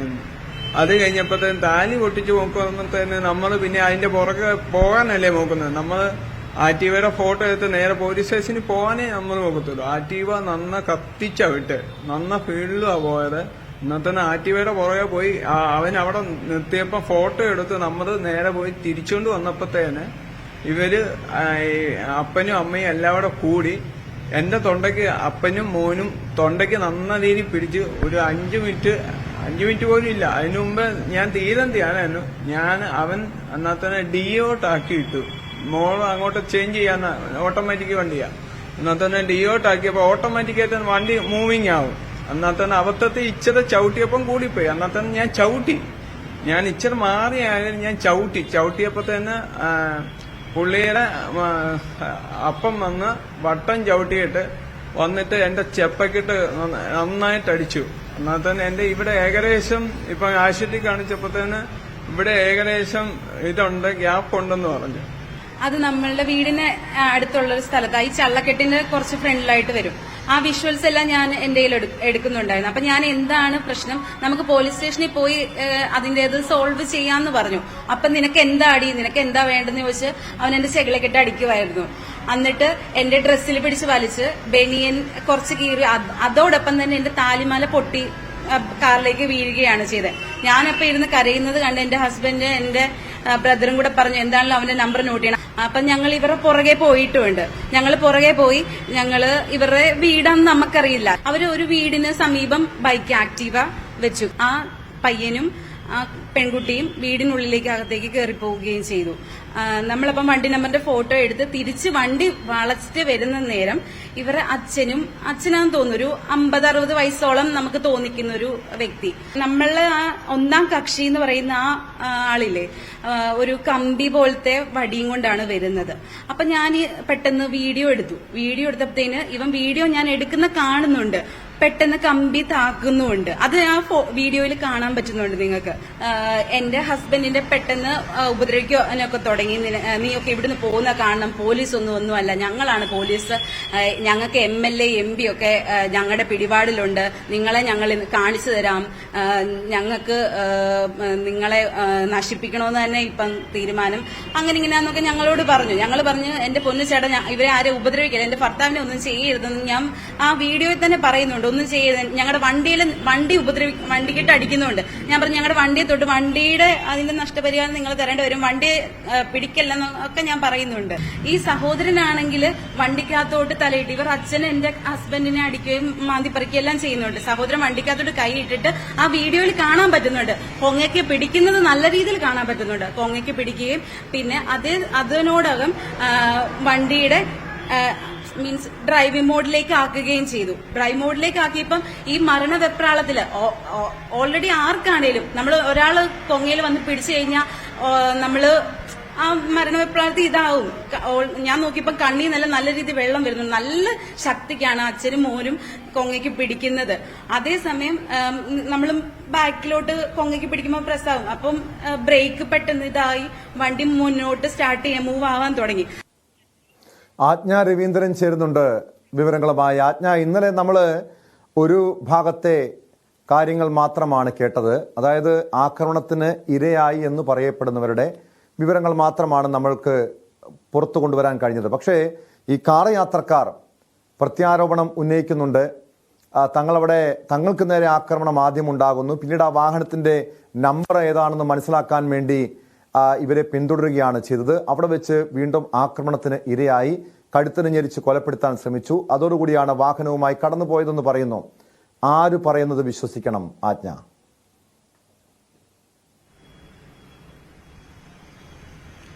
ടോം, ഇത് രണ്ടുപേരുടെയും പക്ഷം കേട്ടും രണ്ടുപേരുടെയും ബൈറ്റ് കേട്ട ശേഷവും അല്ലെങ്കിൽ രണ്ടുപേരുടെ സിറ്റുവേഷൻ മനസ്സിലാക്കിയ ശേഷവും രണ്ടുപേരുടെ ഭാഗത്തും തെറ്റുണ്ട്, അതല്ലെങ്കിൽ ഒരു സോറിയിൽ അവസാനിക്കാവുന്ന വിഷയമാണ് ഇത്ര വലുതായത് എന്നുള്ള കാര്യം വ്യക്തമാണ്. കാരണം അക്കാര്യവും പോലീസും അക്കാര്യത്തിൽ ഉറച്ചു നിൽക്കുന്നുണ്ട്. കാരണം ഇതൊരു രണ്ടുപേരുടെ ഈഗോ ക്ലാഷ് ആണ് എന്നാണ് പോലീസ് സ്റ്റേഷനിൽ നിന്ന് നമുക്ക് കിട്ടിയ പ്രതികരണം. എന്നിരുന്നാലും ഈ പറയുന്നത് പോലെ നമുക്ക് ആ വിഷ്വലിൽ കാണാം. അതായത് ഇവരുടെ വീടിന്റെ ഭാഗത്തേക്ക് ചെല്ലുന്ന ആളുകളെ നേരിടാൻ വേണ്ടിയിട്ട് ഈ പറയുന്ന കുട്ടികളുടെ, അതായത് ബൈക്കിൽ യാത്ര ചെയ്ത കുട്ടികളുടെ അച്ഛൻ ഒരു കമ്പിവടിയുമായിട്ടാണ് വരുന്നത്. അതിനുശേഷം ഇവരുടെ കാറുമായിട്ടുള്ള പിടിവലിയിൽ ഇവർ കാർ എടുത്തു പോകുന്നു. അതിനകത്തുള്ള സാഹചര്യത്തിൽ ഈ രണ്ട് മനുഷ്യരിൽ ആരെങ്കിലും താഴെ വീണു പോയിരുന്നെങ്കിൽ ഉറപ്പായിട്ടും അത്യാഹിതം സംഭവിക്കാമായിരുന്നു. അത് വിഷ്വലിൽ നിന്ന് വ്യക്തമാണ്. പക്ഷെ ഇപ്പുറത്തും അതുപോലെ തന്നെ ആ ഡ്രൈവിംഗ് സീറ്റിലുള്ള ആളുടെ കഴുത്ത് ഞെരിച്ചു പിടിക്കുന്ന ഒരു സാഹചര്യം, അയാൾക്ക് നന്നായിട്ട് ശ്വാസം മുട്ടുന്ന സാഹചര്യമുണ്ട്, അല്ലെങ്കിൽ അയാളെ കൊല്ലാൻ ശ്രമിക്കുന്ന സാഹചര്യമുണ്ട് എന്ന് പറയുമ്പോഴും എന്തായാലും രണ്ടു കൂട്ടരുടെയും ജീവന് ആരും പരസ്പരം വില കൽപ്പിച്ചില്ല. അല്ലെങ്കിൽ അത്തരത്തിലേക്ക് ഒരു റോഡിൽ ചെളി തെറിപ്പിക്കുന്ന ഒരു ഇഷ്യൂ അത്തരത്തിലേക്ക് മാറി എന്നുള്ളതാണ് ഇതിനകത്ത് മനസ്സിലാക്കാവുന്ന ഒരു വാസ്തവം. കാരണം നിയമം കയ്യിലെടുക്കുന്ന ഒരു സാഹചര്യത്തിലേക്ക് ഇരുകൂട്ടരും മാറുന്നു. ഇരുകൂട്ടരും ആരോപിക്കുകയാണ് അവരെന്നെ തല്ലി, അവരെന്നെ തെറിവിളിച്ചു എന്ന് ഇരുകൂട്ടരും ആരോപിക്കുകയാണ്. ഇവിടെ ഒരു വശത്ത് ഭാര്യയെ ആക്രമിക്കാൻ ശ്രമിച്ച ഒരു കേസ് കൂടി ഫയൽ ചെയ്യുന്നുണ്ട് കാർ യാത്രക്കാർ. മറുവശത്ത് ഈ ബൈക്ക് യാത്ര ചെയ്ത ചെറുപ്പക്കാരൻ ഇവർ മയക്കുമരുന്ന് ഉപയോഗിച്ചിരുന്നു എന്ന് ആരോപിക്കുന്നത്. അതായത് നിയമത്തിന്റെ എല്ലാ സാധുതയും ഉപയോഗപ്പെടുത്തുന്ന തരത്തിലേക്കുള്ള കുറ്റകൃത്യങ്ങളിലേക്ക് ഇവരുടെ ആരോപണങ്ങൾ കൊണ്ടെത്തിക്കുന്നു എന്നുള്ളതാണ് ഇതിൽ നിന്ന് മനസ്സിലാക്കുന്ന ഒരു കാര്യം. ഇവര് മയക്കുമരുന്ന് ക്യാരി ചെയ്തോ അതല്ലെങ്കിൽ സ്ത്രീയെ ഉപദ്രവിച്ചോ ഇത്തരം കാര്യങ്ങൾക്കൊക്കെ മറുപടി പറയേണ്ടതും ഇത്തരം കാര്യങ്ങളിൽ അന്വേഷിക്കേണ്ടതും പോലീസാണ്. പക്ഷെ പോലീസിന്റെ ഭാഗത്തു നിന്നും ബൈക്ക് യാത്രികർക്ക് മോശം ഇടപെടലാണ് ഉണ്ടായതെന്നൊരു ആരോപണം കൂടിയുണ്ട്. കാരണം ഇവരുടെ പരാതി കേൾക്കാൻ ചേരാനല്ലൂർ SI തയ്യാറായില്ല. ഇത്രയും സമയമെടുത്ത ശേഷമാണ് ഈ ബൈക്ക് യാത്രക്കാർ ആക്രമണത്തിന് ഇരയായെന്ന് പറയുന്ന യുവാവും കുടുംബവും പറഞ്ഞത് പോലീസിൽ പരാതിപ്പെട്ടു, പോലീസ് നടപടി സ്വീകരിച്ചില്ല എന്നാണ്. ഇപ്പോൾ ഈ സംഭവം വലിയ വിവാദമായി വാർത്തയായി. ഇതിനുശേഷം പോലീസിന്റെ ഭാഗത്തുനിന്ന് നടപടി എന്താണ് ഉണ്ടായിരിക്കുന്നത്? നേരത്തെ പറഞ്ഞതുപോലെ കാർ യാത്രക്കാർ ഉന്നയിക്കുന്ന ആരോപണം അനുസരിച്ച് അവരെ സ്ത്രീക്ക് നേരെ, ഒരു യുവതിക്ക് നേരെ ആക്രമണം ഉണ്ടായി. ഈ വിഷയത്തിലൊക്കെ അവർ പോലീസിൽ പരാതി നൽകിയിട്ടുണ്ടോ? നിലവിൽ പോലീസിന്റെ നടപടി എങ്ങനെയാണ്?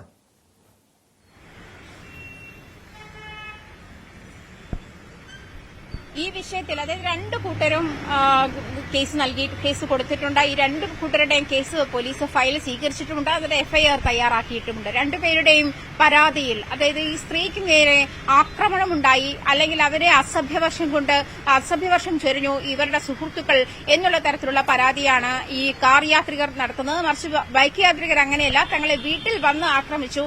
ഇതിനകത്ത് ഈ കാർ യാത്രക്കാരുടെ ഭാഗത്തുനിന്നും ഉണ്ടായ, അത് നമുക്ക് എടുത്തു പറയാവുന്ന, അതല്ലെങ്കിൽ ഇത് പ്രകോപനം എന്ന തരത്തിലേക്ക് പോയൊരു സാഹചര്യം എന്ന് പറയുന്നത് ഈ പയ്യനെയും പെൺകുട്ടിയെയും പിന്തുടർന്ന് ഇവർ പിന്നാലെ പോയി എന്നുള്ളതാണ്. ഇവർ പറയുന്നു, ടോം അത് സൂചിപ്പിച്ചതുപോലെ, ഇവർ ഫോട്ടോ എടുക്കാനാണ്, ഒരു ആക്ടിവയുടെ ഫോട്ടോ എടുക്കാൻ വേണ്ടിയിട്ടാണ് അത്ര ദൂരം പിന്തുടർന്ന് വന്നതെന്നുള്ള ന്യായീകരണം ഇവർ പറയുന്നുണ്ടെങ്കിൽ പോലും ആ കുട്ടിയുടെ വീട്ടിലേക്കുള്ള വഴി ഒരു ഹൌസിംഗ് ഇതാണ്, അതായത് റെസിഡൻഷ്യൽ ഏരിയയാണ്. റെസിഡൻഷ്യൽ ഏരിയയിലേക്കുള്ള വീടുകളിലേക്കുള്ള റോഡാണ്. അത് അവിടെ ചെന്ന് അവസാനിക്കുകയുമാണ് ചെയ്യുന്നത്. അതുകൊണ്ട് തന്നെ അതുവഴി കടന്നു പോകാനുള്ള സാഹചര്യമില്ല. പക്ഷെ ആദ്യം ഈ കാർ യാത്രികർ നമ്മളോട് പറഞ്ഞത് അവർക്ക് യാത്ര ചെയ്തു പോകേണ്ടത് അതുവഴിയായിരുന്നു, അവരുടെ വീട് എവിടെയാണെന്ന് ഞങ്ങൾക്ക് അറിയില്ലായിരുന്നു. അങ്ങനെ എത്തിയപ്പോൾ പകുതിക്ക് വെച്ച് ഞങ്ങളുടെ കാർ തടഞ്ഞ് ആക്രമിക്കുകയായിരുന്നു എന്നാണ് ആദ്യം അവർ നമ്മളോട് പറഞ്ഞത്. അതിനുശേഷമാണ് ഇപ്പോൾ പറഞ്ഞത്. പക്ഷേ അത് ക്ലിയറായി ചോദിച്ച ശേഷമാണ് വ്യക്തമാക്കിയത് അവർ ഫോട്ടോ എടുക്കാൻ വേണ്ടിയിട്ട് ഞങ്ങൾ പിന്തുടർന്നു പോയതായിരുന്നു എന്നൊരു സാഹചര്യം. എന്തായാലും ഇത് പറഞ്ഞല്ലോ, റോഡിൽ വെച്ച് ചെടി തെറിപ്പിച്ചുണ്ടായ ഒരു സാഹചര്യമാണ്. അതേ തുടർന്ന് ഈ ബൈക്ക് യാത്രക്കാർ, അതായത് ഇന്നലെ കാറിൽ വലിച്ചിഴിച്ചു പോയി എന്ന് പറയുന്ന ചെറുപ്പക്കാരൻ, ആ ദൃശ്യങ്ങളിലുള്ള ചെറുപ്പക്കാരൻ ആദ്യം ഈ ഡ്രൈവിംഗ് സീറ്റിലിരിക്കുന്ന ആളെ പോയിട്ട് അറ്റാക്ക് ചെയ്യുന്നു എന്നുള്ളതാണ് അവരുടെ ആരോപണം. എന്തായാലും ഇങ്ങനെ സംഭവം ഉണ്ടായിട്ടുണ്ട്. അത് വ്യക്തമാണ്. ഇവര് ഇതുമായി ബന്ധപ്പെട്ട, അതായത് ഇത് റോഡിൽ വെച്ച് ചെടി തെറിപ്പിച്ചതുമായി ബന്ധപ്പെട്ടുള്ള തർക്കമാണ്. ഇത്തരത്തിൽ ആളുകളുടെ ജീവന് ഒരു വിലയും കൽപ്പിക്കാത്ത തരത്തിലേക്ക്, ആളുകളുടെ സ്റ്റാറ്റസിനും ഇതിനും ഒന്നും ഒരു മാന്യതയും കൽപ്പിക്കാത്ത രീതിയിലേക്ക് ഈ ഒരു സംഭവം നീണ്ടുപോയത് എന്നുള്ള കാര്യം വ്യക്തമാണ്. ഇക്കാര്യത്തിൽ ആരും സംയമനം പാലിച്ചില്ല എന്നുള്ള കാര്യം ദൗർഭാഗ്യകരമാണ്. കാരണം നമ്മുടെ റോഡുകളിൽ ഉണ്ടാകുന്ന ചില ചെറിയ തർക്കങ്ങളുടെ പേരിലാണ് ഇതുപോലുള്ള വലിയ ദുരന്തങ്ങൾ, പിന്നീടുള്ള ആക്രമണങ്ങൾ, പകപോക്കലൊക്കെ സംഭവിക്കുന്നത്. പക്ഷേ ഇതിന്റെ പ്രത്യാഘാതം രണ്ടു കൂട്ടരും അനുഭവിക്കേണ്ടി വരും എന്ന കാര്യം മറക്കരുത്. പോലീസ് ഈ വിഷയത്തിൽ ആരുടെ ഭാഗത്താണോ വീഴ്ച ഉണ്ടായത് അവർക്കെതിരെ ശക്തമായ നടപടി സ്വീകരിക്കുകയാണ് ചെയ്യേണ്ടത്. വീട്ടിൽ ചെറിയ വഴക്കിടുമ്പോൾ ഞാൻ ആത്മഹത്യ ചെയ്യുമെന്ന് ചിലർ പറയാറുണ്ട്. എറണാകുളം ആലങ്ങോട് സ്വദേശിനി മരിയ റോസ് എന്ന യുവതി ഇങ്ങനെ വഴക്കുണ്ടായപ്പോൾ ഭർത്താവിനെ പേടിപ്പിക്കാൻ ജീവനെടുക്കുമെന്ന് ഭീഷണി മുഴക്കി. പിന്നീട് സംഭവിച്ചത് ഒരു നാടിനെ മുഴുവൻ കണ്ണീരിലാഴ്ത്തിയ ദുരന്തമാണ്. ഭാര്യ ജീവനൊടുക്കിയതിൽ മനംനൊന്ത് ആശുപത്രിയിൽ വെച്ച് ഭർത്താവ് ഇമ്മാനുവൽ തൂങ്ങി മരിക്കുകയായിരുന്നു. ഒരു നിമിഷത്തെ വൈകാരിക പ്രകടനം 28 ദിവസം മാത്രം പ്രായമുള്ള ഒരു കുഞ്ഞിനെയും ഒരു 1.5 വയസ്സുകാരനെയുമാണ് അനാഥരാക്കിയത്. നവമി ദിനേശ് ചേരുന്നുണ്ട് വിശദാംശങ്ങളുമായി. നവമി, ഏറെ വേദനിപ്പിക്കുന്നൊരു വാർത്തയാണ്. ഇതുപോലെ ഭാര്യ ഭർത്താക്കന്മാർ തമ്മിലുള്ള പ്രശ്നങ്ങളെ തുടർന്ന് അനാഥരായ നിരവധി കുട്ടികളെക്കുറിച്ച് നമ്മൾ റിപ്പോർട്ട് ചെയ്യാറുണ്ട്. പക്ഷേ ഈ ഒരു കേസ്, ഈ മരിയ റോസിൻ്റെയും ഇമ്മാനുവലിൻ്റെയും ജീവിതം എടുത്തു നോക്കിയാൽ അവർ പ്രണയിച്ച് വിവാഹം കഴിച്ചവരാണ്, വലിയ സ്നേഹത്തോടെ മുന്നോട്ട് പോയവരാണ്. പക്ഷെ എന്താണ് രണ്ടുപേരുടെയും ഈ ആത്മഹത്യയിലേക്ക് നയിക്കാനുള്ള കാരണം?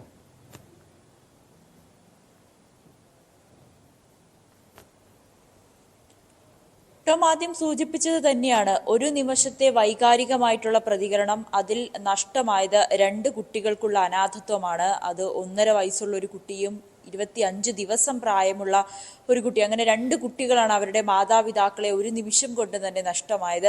വളരെ വേദനിപ്പിക്കുന്ന ഒരു വാർത്ത കൂടിയാണ്. ആ നാടും ആ കുടുംബവും ഒക്കെ ഇപ്പോഴും ആ ഒരു ആഘാതത്തിൽ നിന്നും മുക്തമായിട്ടില്ല.